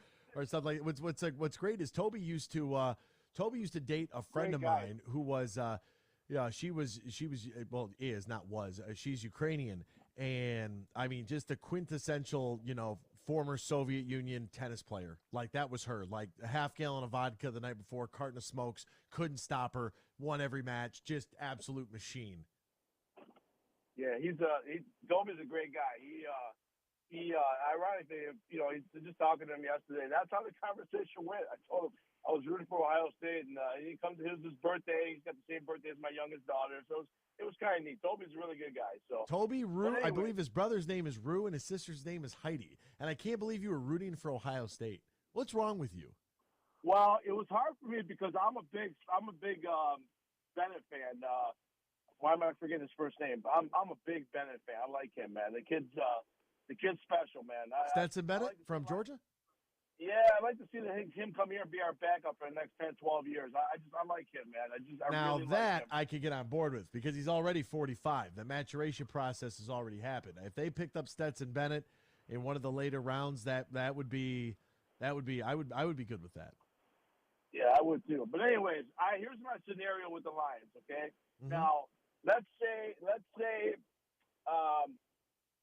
you're out on a date with a hot girl, right? And you're at the bar and you're having a few drinks. Say you're in the Toledo area and you're watching the Seattle game in the bar after about 3 bourbons, and Seattle loses the game and Rams win the game. Okay. Now you have yourself another drink and you and her go home, and you and the date go home, and you turn on the Lions game. Okay. And you know damn well that if the Lions win this game, they're going to the playoffs. Now, how upset would you be if the Lions lost that game? Heartbroken would be a good way to put it. Heartbroken would be a good way to put it. Like, okay, because the only reason I bring that up, and then that's not to be an a-hole, because you said your expectations were you're happy with what they've done so far this year. That so I am. If they come to that scenario and the Rams do win, I think a lot of people will be pissed here, real pissed, if they lose that game, especially because they're losing to Aaron Rodgers. Yeah, I think people would be mad. Yeah, I think that's a pretty fair assumption. People would be mad, but you could still you could be happy and heartbroken at the same time. Well, I will tell you this. It will depend on how they lose. If they lose like 45-0, yeah, I think I'd be really pissed. But if they lost on the last second field, could you imagine? No! Stop! Stop you it imagine right this now! No, I'm not listening to this. I'm not listening. Okay, all right. We're not going to talk about Aaron Rodgers chucking some Hail Mary to knock us out of the playoffs. Oh, no. We're not doing that, Freddie. Let me tell you what we're not going to do on a Wednesday. You're sick. I'm not talking about Aaron Rodgers. I'm talking about, imagine Jacksonville Jaguars getting in the playoffs with a Riley Patterson field goal, and we need a field goal to win, and Badgley misses it. Oh, man. Barf. Barf all over myself. I was a Riley fan like you were, so I didn't. The guy just looked like he was 12. Unbelievable. I know, it's like that guy's a he was professional young. football player. Yeah, I know. But I'm surprised Freddie good. hasn't brought up that Kenneth Walker will go for 200 yards and knock the Lions out of the playoffs, and so he can come back and say that we should have drafted him. I thought about that. Ryan, but I don't want to put that in existence, because I don't want to. We're just rooting for 65 yards from him. He'll reach 1,000. That's not a big impactful number. That's all. Just root for that number. Could you imagine if they drafted Kenneth Walker? God, how sweet that would be. Man, oh man. But anyways, have a good Wednesday, and that's all I got. New York, Scott. Good luck. Lions are gonna beat you. See you later, guys. Adios, amigo. The Rams, by the way, they're in Seattle. Seattle is even 500, 4-4 at home. The Rams 1-6 on the road. Let's get to Tremaine. Tremaine, good morning to you, my friend. How are you, partner? All right. Happy New Year. Happy New Year to you as well. Yeah, I want to say that the Lions. I got two things. I wanted to talk about the Lions and Michigan, but I told Dan I just wanted to talk about Michigan. But I just want to say one thing about the Lions. Mm-hmm. They need to route Green Bay. You cannot depend on taking it to the wire because the refs will cheat in Green Bay. I've seen it so many times. You guys know it. That's why you laugh, because you know. Yeah, they know. Holding. There have been some egregious holding calls that we've seen against the Lions lately, where it's like Lomas on the radio call is, I don't know. I saw Uncle Lomas at the last home game. I said, how about them holding calls? The look on his face. He gets so animated. AB, and he puts his hands on my shoulders, and it just feels like he's going to crush me, right? And I'm not a small person. That's just how big Uncle Lomas is. AB, they got it. It's a terrible call. Oh, losing his mind, right. poor guy. Yeah, because that's one thing I don't like about how the NFL do, and you can see it. If you're a real, I'm not saying I'm better than nobody else, but if you're a football fan that's been watching for years, you know the quickest way to get down the field is a holding call, and I can't stand it. That and that pass interference, when they do those pass interference on the wide receiver and get them way down, I'll just be like, man, why? I mean, on the defensive backs. You know what I'm saying? The pass interference. Those are favorite calls. It drives me crazy. And then when they go back, sometimes if you notice, the announcers and stuff, when they do not go back and look at some of the holding calls, because I think they see it and they say, "Dang, that ain't a holding." And there's holding on every play. It's all based on what the ref feels. How egregious is it?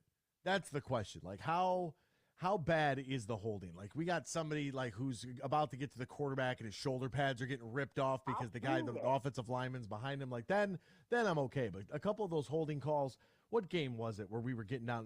Maybe it was the Jets.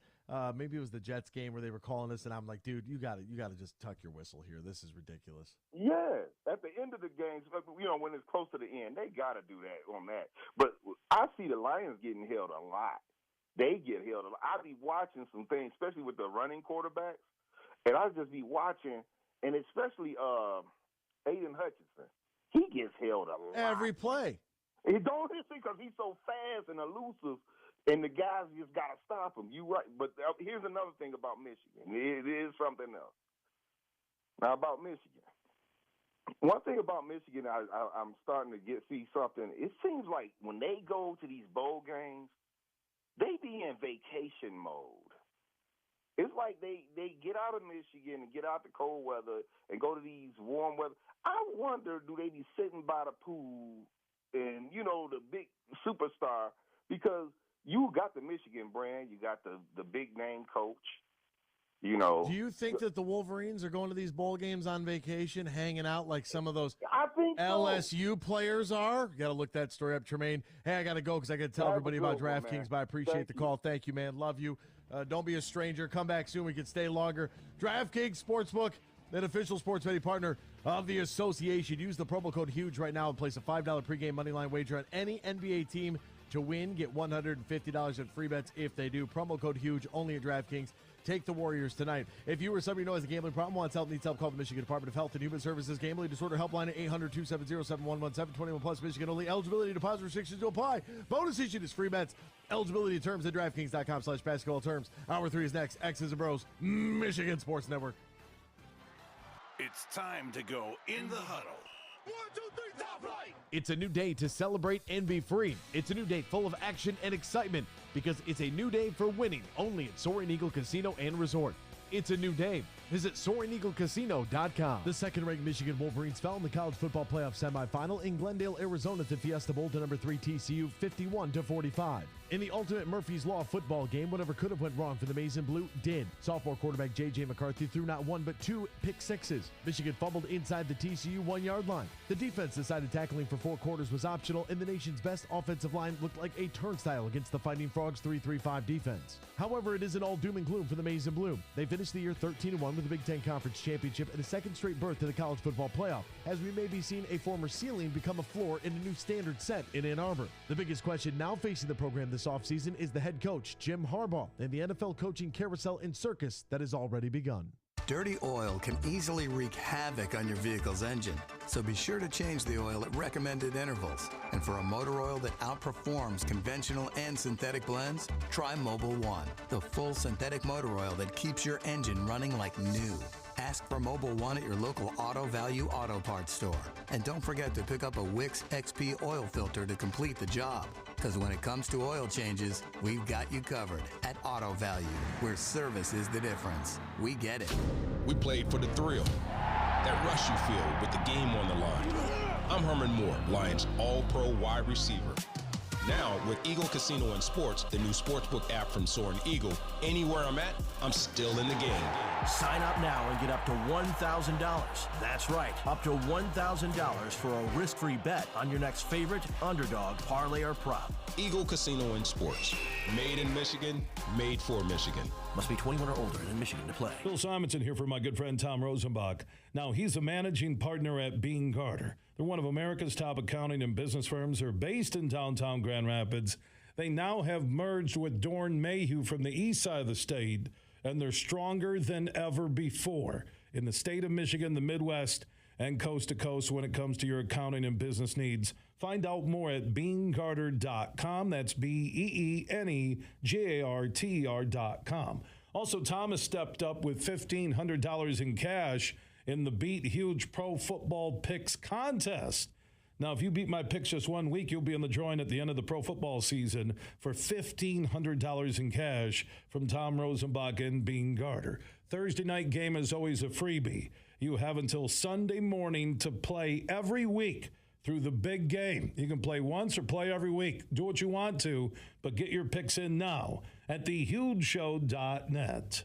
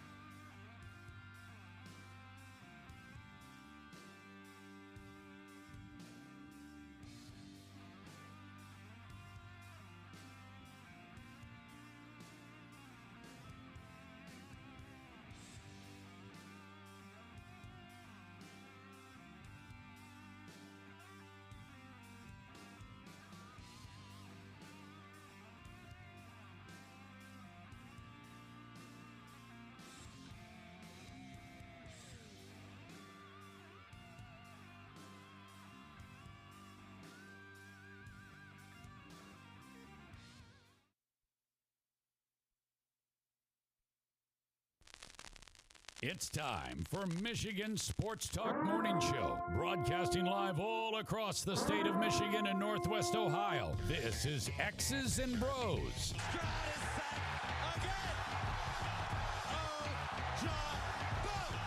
Swings it out to Sadiq Bey. Defended in the corner. To Abdul-Rahman at midcourt. Extra pass. And it goes for the win. The three-pointer by Jordan Poole. Here's the give. Walker. Kenny Walker. Touchdown. Spotty. Goff's got it. Back. Looks. Throws. Ends up. Yes. Caught. Touchdown Detroit Lions. They did it. Amon-Ra St. Brown in the receiving end. Sends one to deep left center field. Back it goes, and that ball's out of here. A grand slam from Miguel Cabrera. He's got 2 goals. Larkin in on goal. Scores! His first career hat trick in his 7th season for Dylan Larkin. Here's your host, Anthony Bellino. Rise and shine, folks. Welcome back here on this Wednesday, the 4th day of January 2023. Great to have you riding along with us, no matter who you are, where you are, how you may be listening, all across the great state of Michigan and in Northwest Ohio as well. From Traverse City down to the Glass City, GR to the Motor City, we say good morning to you. We welcome you. We thank you. We appreciate you. And, of course, we encourage you to join the program at any time. Text the keyword Sports Radio. Send that to 21,000. Sports Radio to 21000. Meyer Supercenter guest line 248-951-2176. 248-951-2176. We're on Twitter at XB Mornings, Facebook, X's and Bros. And, of course, good morning to our television partners as well, BCSN, and streaming live on YouTube at Michigan Sports Network. That's also how you find us on the interweb, MichiganSportsNetwork.com. And you can hit us in our fan feedback email inbox as well, xbmornings@gmail.com. Danny Cahalan is at Dan in the studio. Ryan Elke is at RyanL_Key. And I'm Anthony Bellino at AAC Bellino. What's going on in the world of sports? We'll try to get you all caught up with all the happenings. We'll do so right now in the headlines. Big news. I have a little news flash. Let's check the headlines. No, it's real news for once. The biggest stories of the local, regional, and national news. This is huge news. Jim Harbaugh had a conversation with the Carolina Panthers owner. However, he did tell the Queen City News that he'll more than likely be coaching at Michigan next season. What does that mean for the Wolverines moving forward? Well, it's only day 3 of Harbaugh Watch, and national championship isn't until Monday. Plenty to go this offseason. We got to wait till Black Monday. Anyways, for all the head coaching decisions to be made at the National Football League level, and then we'll really dive into this stuff. Fans have donated millions to Damar Hamlin's toy drive for kids, which is really, I mean, when you think about the impact of a young person, I mean, Hamlin's only 24 years old. The fundraiser that as of last month had $2,921 raised is close to $6 million at midnight last night. How incredible is that? Just the amount of the outreach there for Hamlin.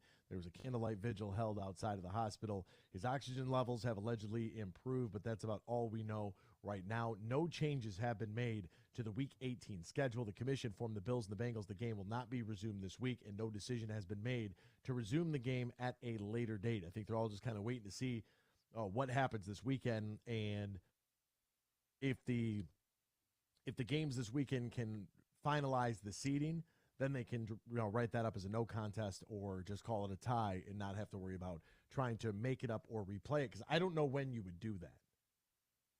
If the last games are Sunday, super wild card weekend is right around the corner. Like where are you going to fit in? You're not going to be able to fit in a game. How are you going to come to grips with the reality of the situation? Is that hey, these two teams that are right there fighting for seeding, the Bengals fighting for their division with the Ravens still, it's like, what do you do?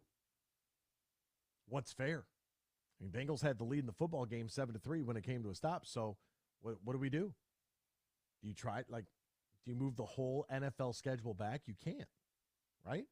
Giannis Antetokounmpo had a career-high 55 points in Milwaukee's victory last night. We gave you the Bucks last night as our winner on the money line. They won 123-113. Our pick tonight, I think we're all in accordance here. I'm going to give you the Warriors. They're unstoppable at home. Pistons are terrible on the road. This game is a 10 o'clock tip-off. It is a late-night one in the Bay Area. expect Golden State. It's on the money line. Use the promo code HUGE. You know what to do. Hornets guard Kelly Oubre is going to undergo hand surgery tomorrow, so that'll sideline him. The Hornets have just taken a monstrous step backwards. They just can't get healthy.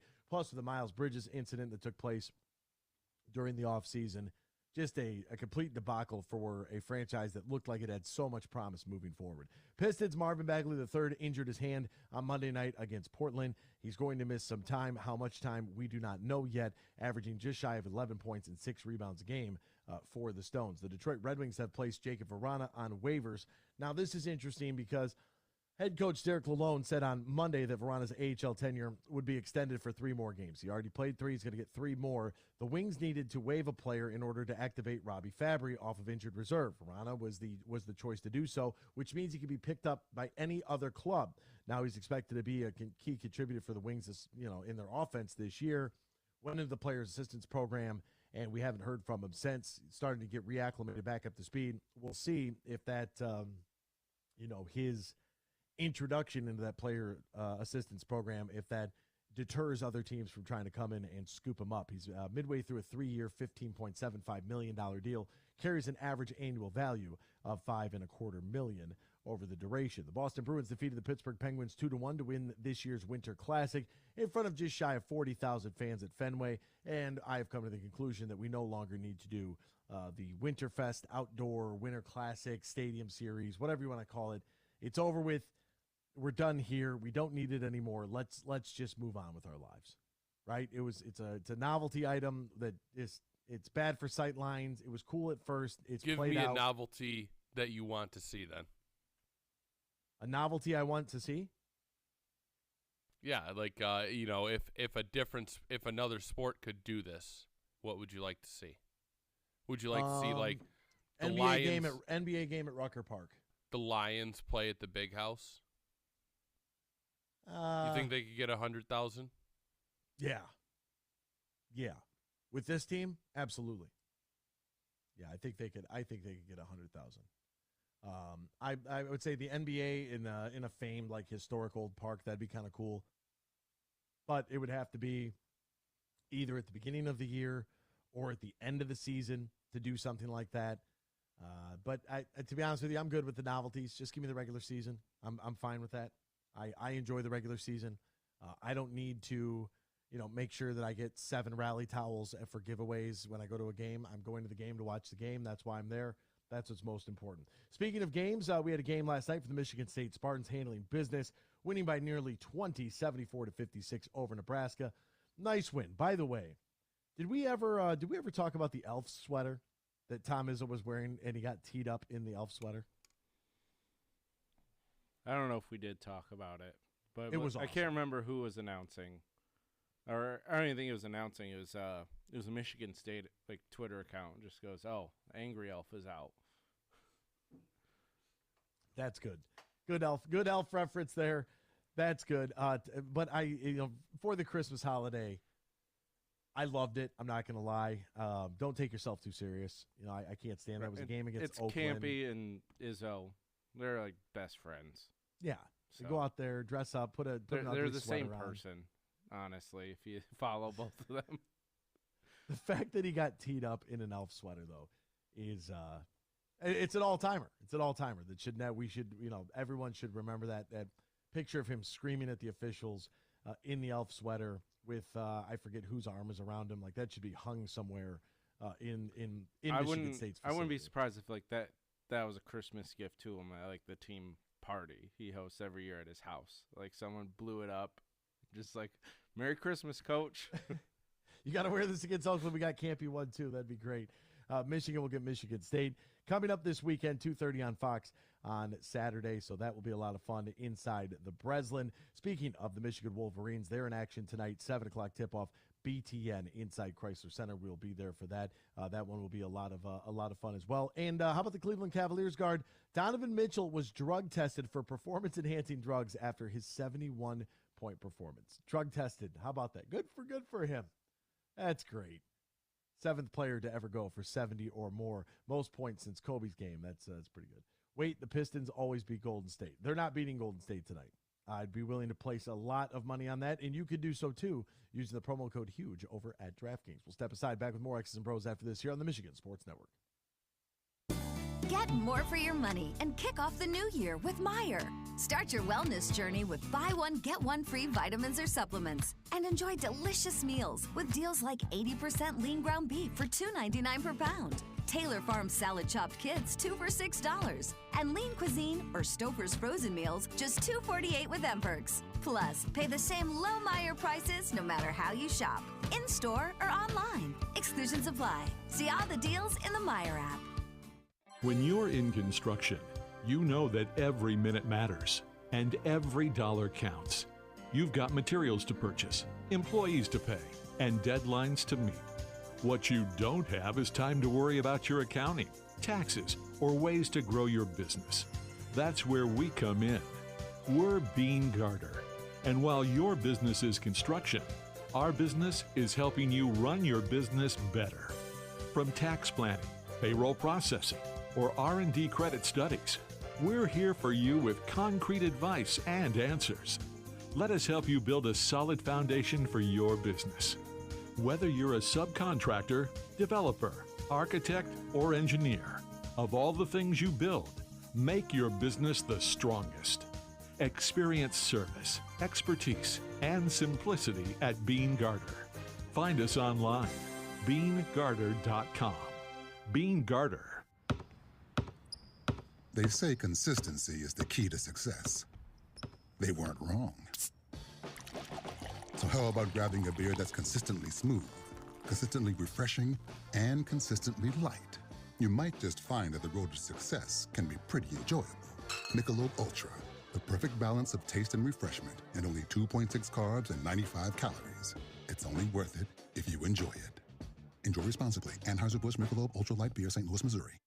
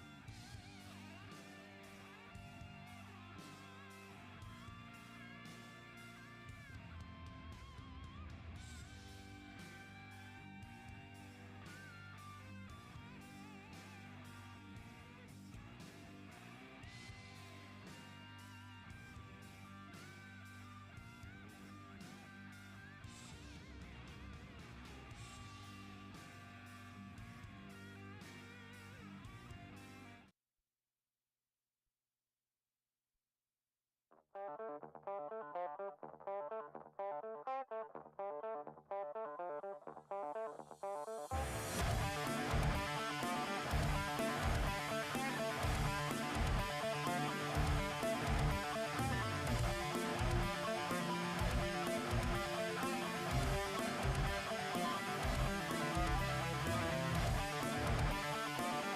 listening to Michigan's statewide morning show, X's and Bros, right here on the Michigan Sports Network.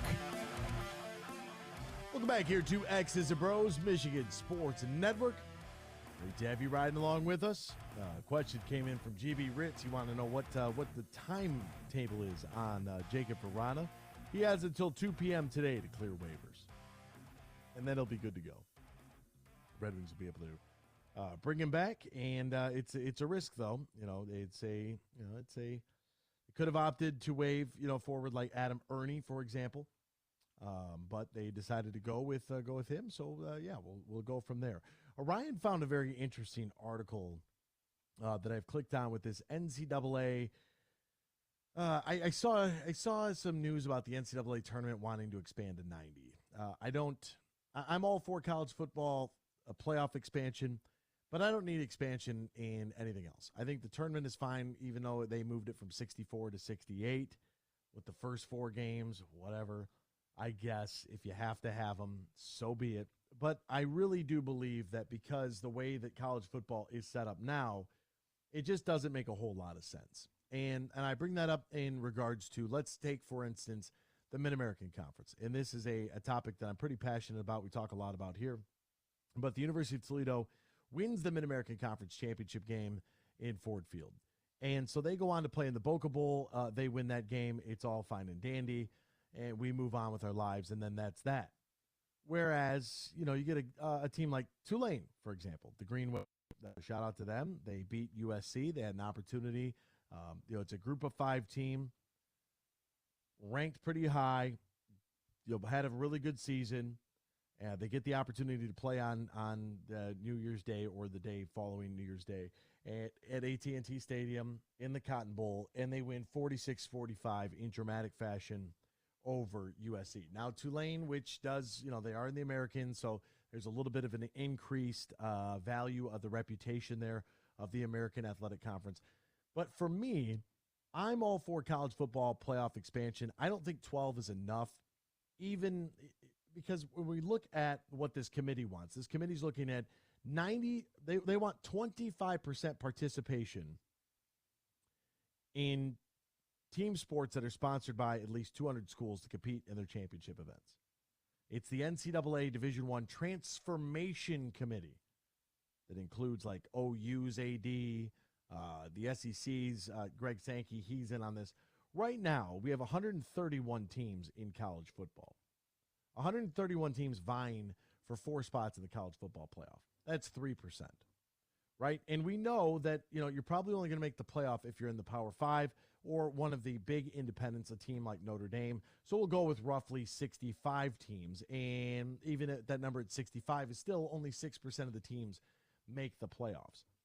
I don't know if we need to get all the way to a point where 25% make the playoffs. But let's say, for instance, if we did expand to 24 teams in the college football playoff and all 131 teams were eligible to be able to qualify for that playoff, that still gives us less than 20% of the teams to make the playoff.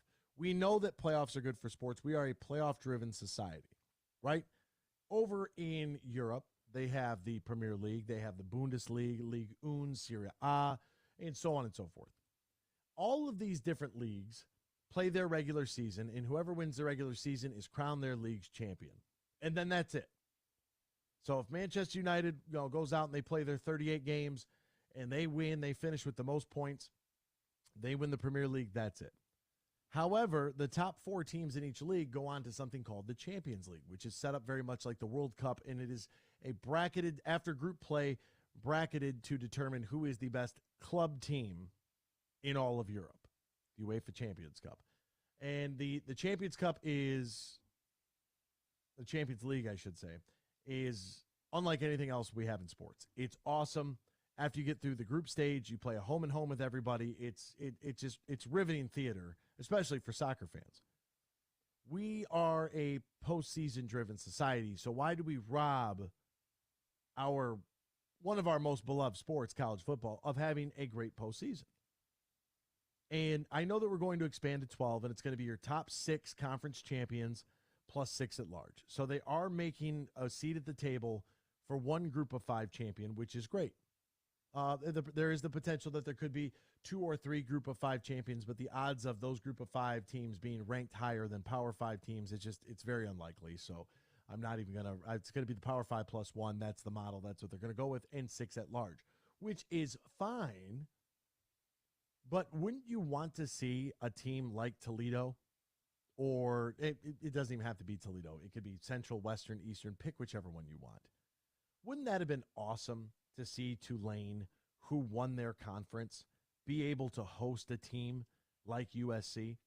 They wouldn't beat them on a neutral site. That was awesome. But had that been a playoff game, can you imagine what that would have done for Tulane's campus?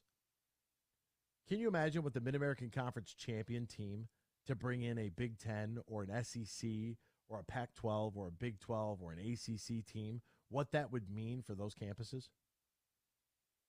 And I just don't understand why when people are like, oh, it's all about the money and it's got to be divided up. Dude, if you're playing in it, you should get the lion's share. This is not communism. If you're the team that's in there, if Toledo makes it to the Mid-American Conference Championship game and wins it and is the MAC representative in a Anthony Bellino's Fantasyland college football playoff, then they should get that playoff money. It shouldn't go to Miami. It shouldn't go to Ball State, who beat Toledo in basketball last night. That was a shame. Good God, 8.5-point favorites lost again. The hell? But you know what I'm saying? Like they should be able to compete for that. And I look at that Tulane victory over USC, and there's a clear-cut example as to why you just got to roll it out there, kick it off, and have some fun. Because it makes for great games. Sometimes. Other games, they wouldn't be so great. Right? Like NC State, getting the benefit of the doubt because they're in the ACC, being ranked in the top 25 basically the whole year. Maryland goes and beats them. Okay, would that have been a playoff game? Probably not. But you get my point. Like, roll it out and kick it off and go play. It happens in basketball, and I don't think we need to expand to 90 teams in basketball.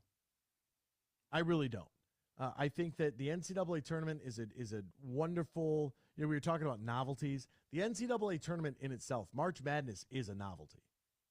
Like, that's not a very good way to crown a champion, but it doesn't matter. It's an awesome bracket that consumes viewership at a time where, it just takes over. It just dominates. I don't think you need to have more, mid-major or more low-major teams in. I don't think you need to have sub-500 teams in high-major conferences making the tournament.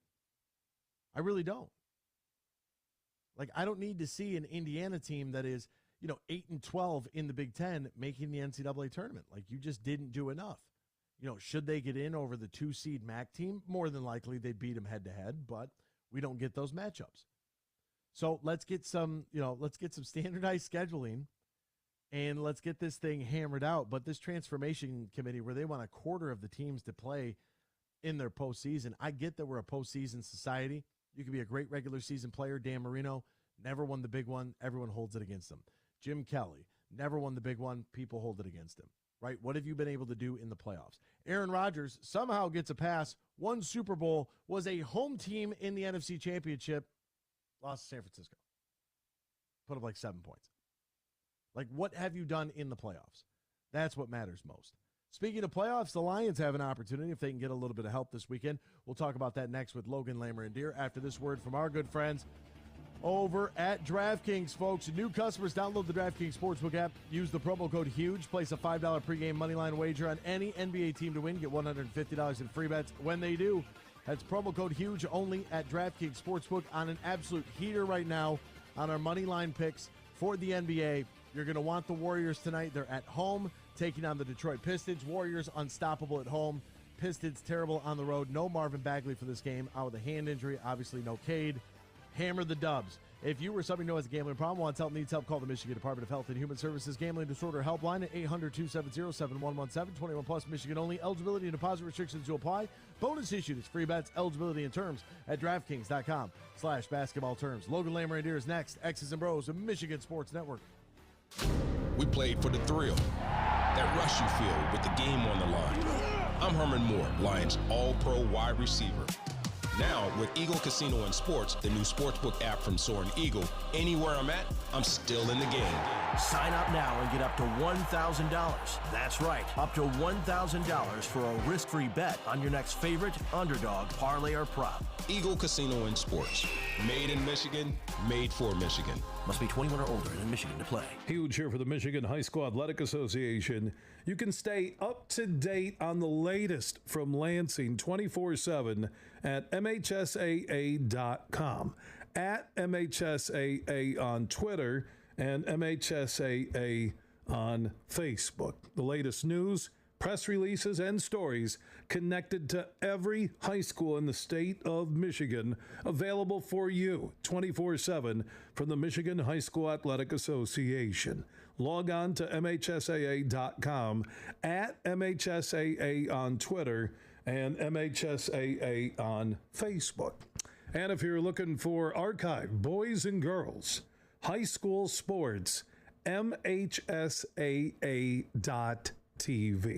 That's MHSAA.TV. 24/7, everything you need to know about high school sports in Michigan. Log on to MHSAA.com. We might have just come out with our most refreshing Michelob Ultra Organic Seltzer yet.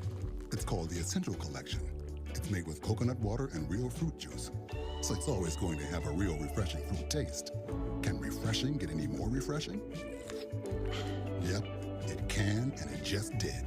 Michelob Ultra Organic Seltzer, made with coconut water and real fruit juice for a superior taste. It's only worth it if you enjoy it. Enjoy responsibly. Anheuser-Busch Michelob Ultra Organic Seltzer, IRC Beer, St. Louis, Missouri.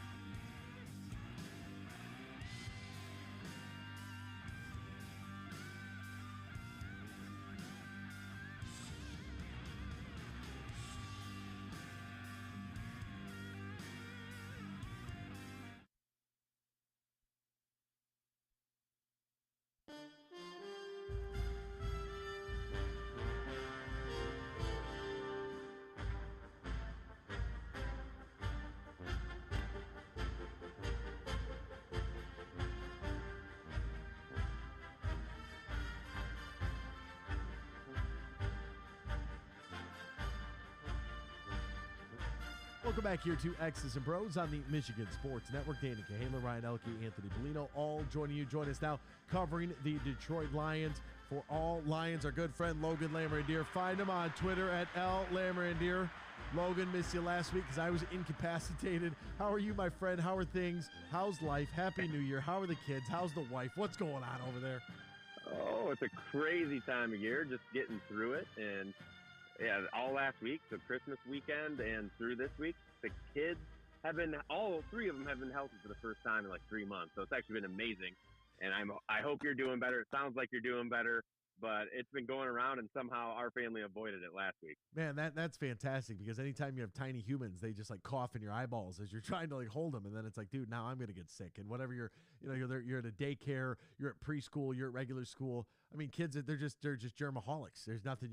They want to touch stuff and then touch their mouth, and it's like, you can't do this. Like, I don't know. You got to train them. I don't know how to do it. It's good luck. I wish you the best. Everybody with small children. I feel for you, and good luck. It's hard enough for me to take care of myself, much less keep other things alive. But man, speaking of staying alive, the Detroit Lions at 8-8. I feel like I keep coming back to this, but who would have thought? I mean, Logan, you and I, we're playing with house money right now. Life is good. Oh, it's great. After week 7, did anyone think we'd be talking playoffs in the final week of the season? I definitely did not. I completely written it off. So this has just been a great ride, and, it's unfortunate the Lions don't control their own destiny, but they very well could once their game comes around. Flex the primetime game. Finally got that primetime game this year. It happened. But it's a lot of fun, and just the way they're playing. Yes, Carolina, we didn't talk last week. The Panthers, that was a big letdown. But I was bracing myself because in this stretch of wins the Lions put together, it's just not easy to win in the NFL every single week. And sometimes it's going to have those games where you just don't play your best, or a team comes out and has a great game plan. It's just tough to play catch up after that. So where they're at right now, I couldn't be happier really with how the season started. And it's just looking forward to the future. It's got me already pumped up for next year, and it's such a long ways away. And we still have the whole off-season process and the draft, and usually that's my favorite part of the year, but I already can't wait till next year. I'm all about the primetime games as long as they're on the road, and anybody who works at the facility understands why I say that the way that I do. Let's go back and retrace our steps here, because we didn't get an opportunity to talk last week. They lost 37-23 at Carolina. Some people did say that they were bracing for them to basically throw out a clunker because they had been playing pretty well in that game against the Jets. They really struggled. They found a way to win. You look back, and that's a game I'm sure every one of these guys is losing sleep over, because you win that game and you're in full control, right, moving forward, and you feel really good about your situation, the position that you are in going into this game against Green Bay. You have that letdown game, and it's just one that I know that the staff, and you could go back to Miami, you could go back to Seattle or Minnesota or Philly, but this stretch, this 7-2 run that they're on right now over the last 9, this is a much different team, and that to me will be that game that they all circle and say, man, I wish we had that one back. Yeah, no doubt. Just the way they're playing right now, though, it's tough to beat what they're doing right now. And that Carolina game it seemed kind of fluky, but the way they bounced back against the Bears, what I thought was most impressive, where there was some concern on my end after that first Bears drive and Justin Fields running all over the place, but they tightened up quick and they turned it into a blowout. So that bounce back game is also really good to see. It didn't shake the previous week didn't shake their confidence. They came out strong against the Bears and beat an inferior team and a team they were supposed to beat. And so that's, again, that's a sign of a winning team. And I feel like that's different than maybe in years past, where once you have that letdown game, it kind of all unravels from there. But I don't think the Lions are at that point. And even if they were to lose to Green Bay, as long as they look good doing it, I'm not going to be too terribly upset. It's going to be kind of a gut punch that they don't make it to the playoffs when we were so close. But again, I always have to fall back on what was I expecting them to do this year, and they're far past what I thought they would do. So again, you mentioned it, I feel like it is house money right now. house money. And we love that on this program. That much is for certain. Jared Goff's play over the last month has just been, I don't know.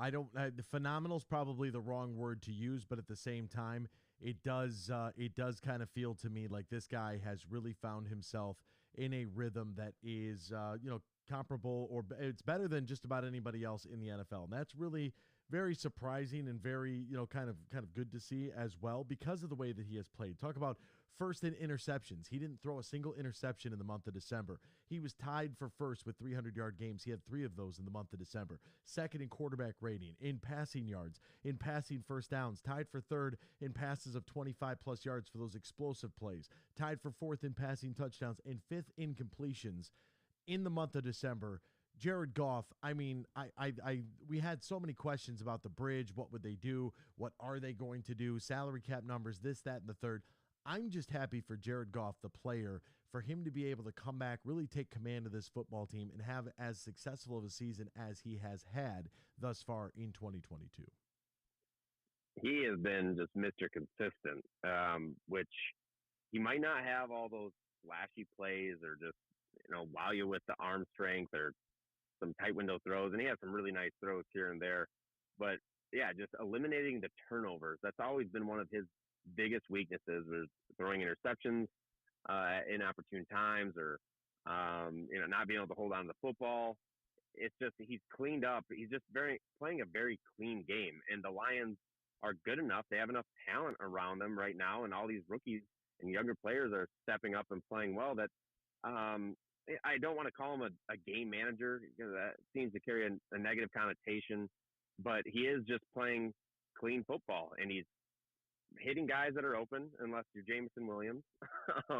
Everyone else, he's great, and just getting the ball right to him, making good reads. I feel like his pocket presence has even maybe improved a little bit more, and that's maybe having some trust in the offensive line, because the offensive line is doing a great job for him. So he is. He's the kind of quarterback that, I'm at that point where it's like, well, let's just get a team around him. Maybe it's probably easier to build, draft really good talent around a quarterback than it is taking a gamble on a quarterback and hoping that he's better than what Goff is now. And if Goff continues this in the next season, and the Lions add a few pieces, I think, you can have a lot of success. And we've seen that in the past 9 weeks. And so I'm very happy for Goff. I must say, I've never been a big believer in him. And, he's definitely changed my mind a little bit, at least as it pertains to next season, where I would be more than happy giving him one more year with all the reins, and just let him go out 1 year, more talent, and kind of see what he can do. Because he's found his groove. Maybe Ben Johnson has unleashed him a little bit, and just hope he can keep doing what he's doing on his next year. When you look at this team from let's go from an offensive perspective first. And you are the general manager. We're talking about a team right now that is third in the NFL in yards per game. I mean, they're putting up punches and bunches. It's a beautiful thing to have to watch. They're fourth in points per game, and they had that clunker of one out there in New England, averaging 27 points per game, trailing just the Eagles, Cowboys, and Chiefs. Who would have thought, right?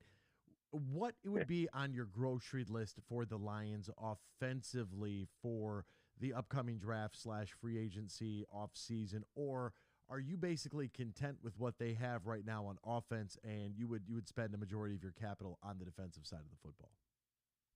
Yeah, I think I would definitely lean more towards the defense to continue improving them and build around the young core of players they have on defense. But in terms of offense, I think right guard, depending on what happens with Hal Vaitai, and he has a big cap number, especially for an offensive guard, where he's getting paid like a top offensive guard. I don't think he's necessarily at that point. I think he's a good player, but who knows what he's going to be next year after the injury. But that right guard spot, especially with Evan Brown too, not knowing how long he's going to be around for, I think really securing that offensive line, and even at the very least having a little bit more depth maybe on the interior would go a long ways. And then running back Jamal Williams is going to be a free agent after the season. Who knows what's going to happen with that? how much money he's going to want. You can probably find a guy who's much cheaper in the mid rounds of the draft, and running backs can come in and contribute right away. And DeAndre Swift, he has his pros, he has cons, he can do a lot that other NFL running backs can't do, but there are some negatives to his game, and I think you just kind of have to accept that at this point and understand that he is a little bit of an injury risk, and you probably need another running back to go with him. So I would have running back on the needs list as well, but again, probably pretty far down the list when you look at both offense and defense. When Jamal Williams, by the way, he will turn 28 years old on April 3rd. He is 6 yards away from a 1,000-yard season and 15 touchdowns this year on the ground as well. What a year! What a year he has had. Yeah. It has been pretty incredible. On the defensive side of things, the Bears game, the Bears really struggling to protect Justin Fields. He had to obviously scramble and use his legs a whole bunch in that game, but that's because of the Lions' pressure. A couple of sacks for Josh Paschal. Great to see him back out there. Aiden Hutchinson adds a half a sack to his total, and James Houston. All he does, he's a sack specialist. He is I'm just going to, get as low as possible. Great bend, as they like to say. He's going to get down. His shoulders are going to touch the ground. Somehow he's going to pop up and sack the quarterback. Those three guys, as three freshmen in this league, you talk about excitement for a unit as a whole that the expectation really wasn't that high for. These young rookie defensive linemen have just blown the doors off of this fan base. It's huge. And James Houston is like a microcosm of what this team has become. Was nothing the first half of the season, and then all of a sudden is just lighting the world on fire. And just all of his sacks are always so impressive. That's the crazy part is his first sack when he basically went through the offensive lineman's knees and took out the offensive tackle right into Fields and took him down. You just don't see that happen, and how low he was. I don't think I've ever seen a player get that low. His helmet was basically at the offensive tackle's knees. And then the strip sack, he was double teamed. And usually when Fields gets out into the open field, no one's going to catch him from behind. And James Houston, of all people, just all of a sudden is on the screen and knocks out the ball. And that was a huge play for them. And then that final sack when he was dropping back into coverage and then was just a missile. Didn't even break down when he tackled Justin Fields. And Justin Fields is not easy to take down. And he still got him to the ground. And that was, again, in the open field. So it's not like that was an easy sack. So what I find what Houston is doing is really amazing. And, considering where he was drafted, that makes it 10 times even better because I feel like the Lions, for such a long time, have really struggled to find these late-round gems. And we've found a bunch of them under Brad Holmes. Yeah, it's really been great. We've talked about it a lot here on this program, just about how a majority of your team is going to be built in rounds 3 and after, right? 3 through 7, then your undrafted free agents. That's where rosters are really built in the NFL. There's only so many first rounders to go around. There's only so many that pan out, but you got to strike gold, and they have a couple of times. As we look forward to this primetime matchup against the Green Bay Packers, obviously the Lions are going to need some help with the LA Rams. Maybe Matthew Stafford could help us out. Baker Mayfield, everybody get real prepped there for the Detroit Rams to go out there and get a dub against Seattle. That would be nice. If that doesn't happen and this team goes out there and has an opportunity to play spoiler, your thoughts on what you saw from Green Bay that I'm not going to lie, they look absolutely terrifying after what they just did to Minnesota. They do, and they're just, Aaron Rodgers has that fire in his eye, I feel like, right now, which is never a good feeling. And I don't think he's the same quarterback as what he used to be, but they're really picking up steam, and it's right into the playoff picture. And but I would love nothing more, even if the Lions aren't playing for a playoff spot once the game starts. I don't think I'd love anything more to see the Lions spoil the Packers season, stop Rodgers, and if it is for some reason Rodgers' last game in a Packers uniform at Lambeau, he goes out with a loss to the Lions to be eliminated from the playoffs. That would just be the best thing ever. So I'm rooting for a win either way. Yeah, I've seen a couple people talk about draft position. If they're not out of the playoffs, there's no reason to get another win. But it's the Packers. It's Aaron Rodgers. It's, kind of put a stamp on the season and really try to bring that momentum into next year and just continue to build confidence of this younger team. So I can't wait for this game. the last few years, I feel like towards the end of the season, I'm like, let's just get this season over with. This is a complete opposite this year, where I just don't want the season to end. I don't ever want it to end.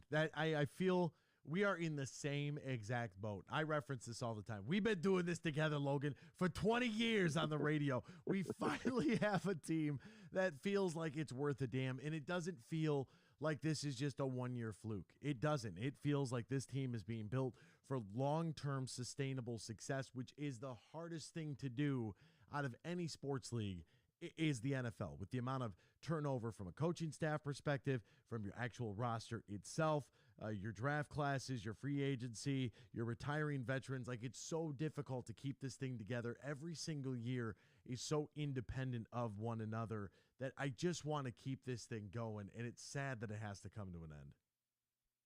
I know. It really is. It's going to end at some point. And usually by this time of the year, I'm already scouting draft prospects. I haven't really begun to do that, so that's a sign of a good season. It's a sign of a very good season. We're not even worried about the draft, folks. We're worried about Sunday Night Football between the Detroit Lions and the Green Bay Packers in Lambeau Field. Legendary Lambeau. Hopefully the Lions will be able to send Aaron Rodgers home packing early and no playoffs for them. 8:20 kickoff on NBC. His name, Logan Lamorandier. Find him on Twitter at @LLamorandier. Find his work, All Lions. Logan, my friend, is always partner. Thank you so much for the time, my man. We greatly appreciate it. Of course. Thanks for having me, and looking forward to next week. Love that guy. Find him on Twitter at @LLamorandier. It all comes down to Sunday night, and, the big push right now from ESPN is the Packers win and they're in, right? And it's like, if we could just get can we just get a sliver of help from LA? I'm not asking for a whole lot, just a little help. Early gut feeling for this game.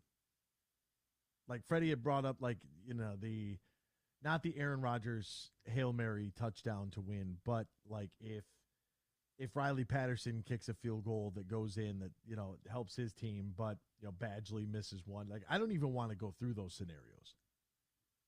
I really don't. I feel good about where this team is at. I feel good about the direction the program is going. And I just can't help but look back to some of those early season games and go, man, what if? What if that defense wouldn't have just given up 30 points every time somebody walked into the building? What if you would have taken care of business against Carolina? Well, there was no business to take care of. You weren't even in the game.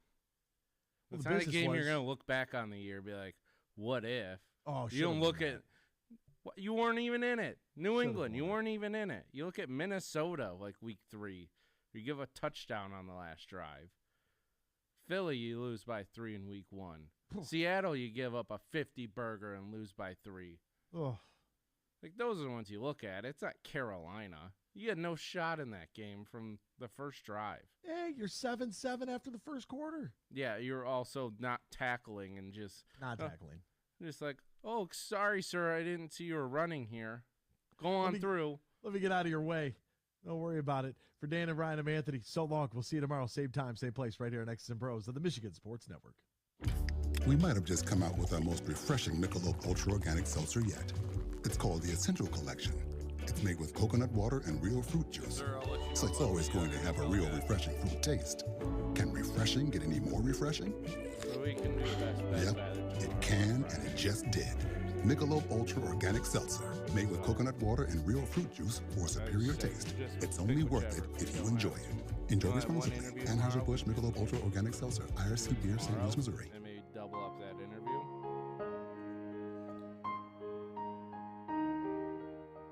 If you or your family is touched by autism, learn more about Freddy's Foundation at #PopTheTab at freddythepizzaman.com. That's FREDI, thepizzaman.com, or email freddythepizzaman@gmail.com.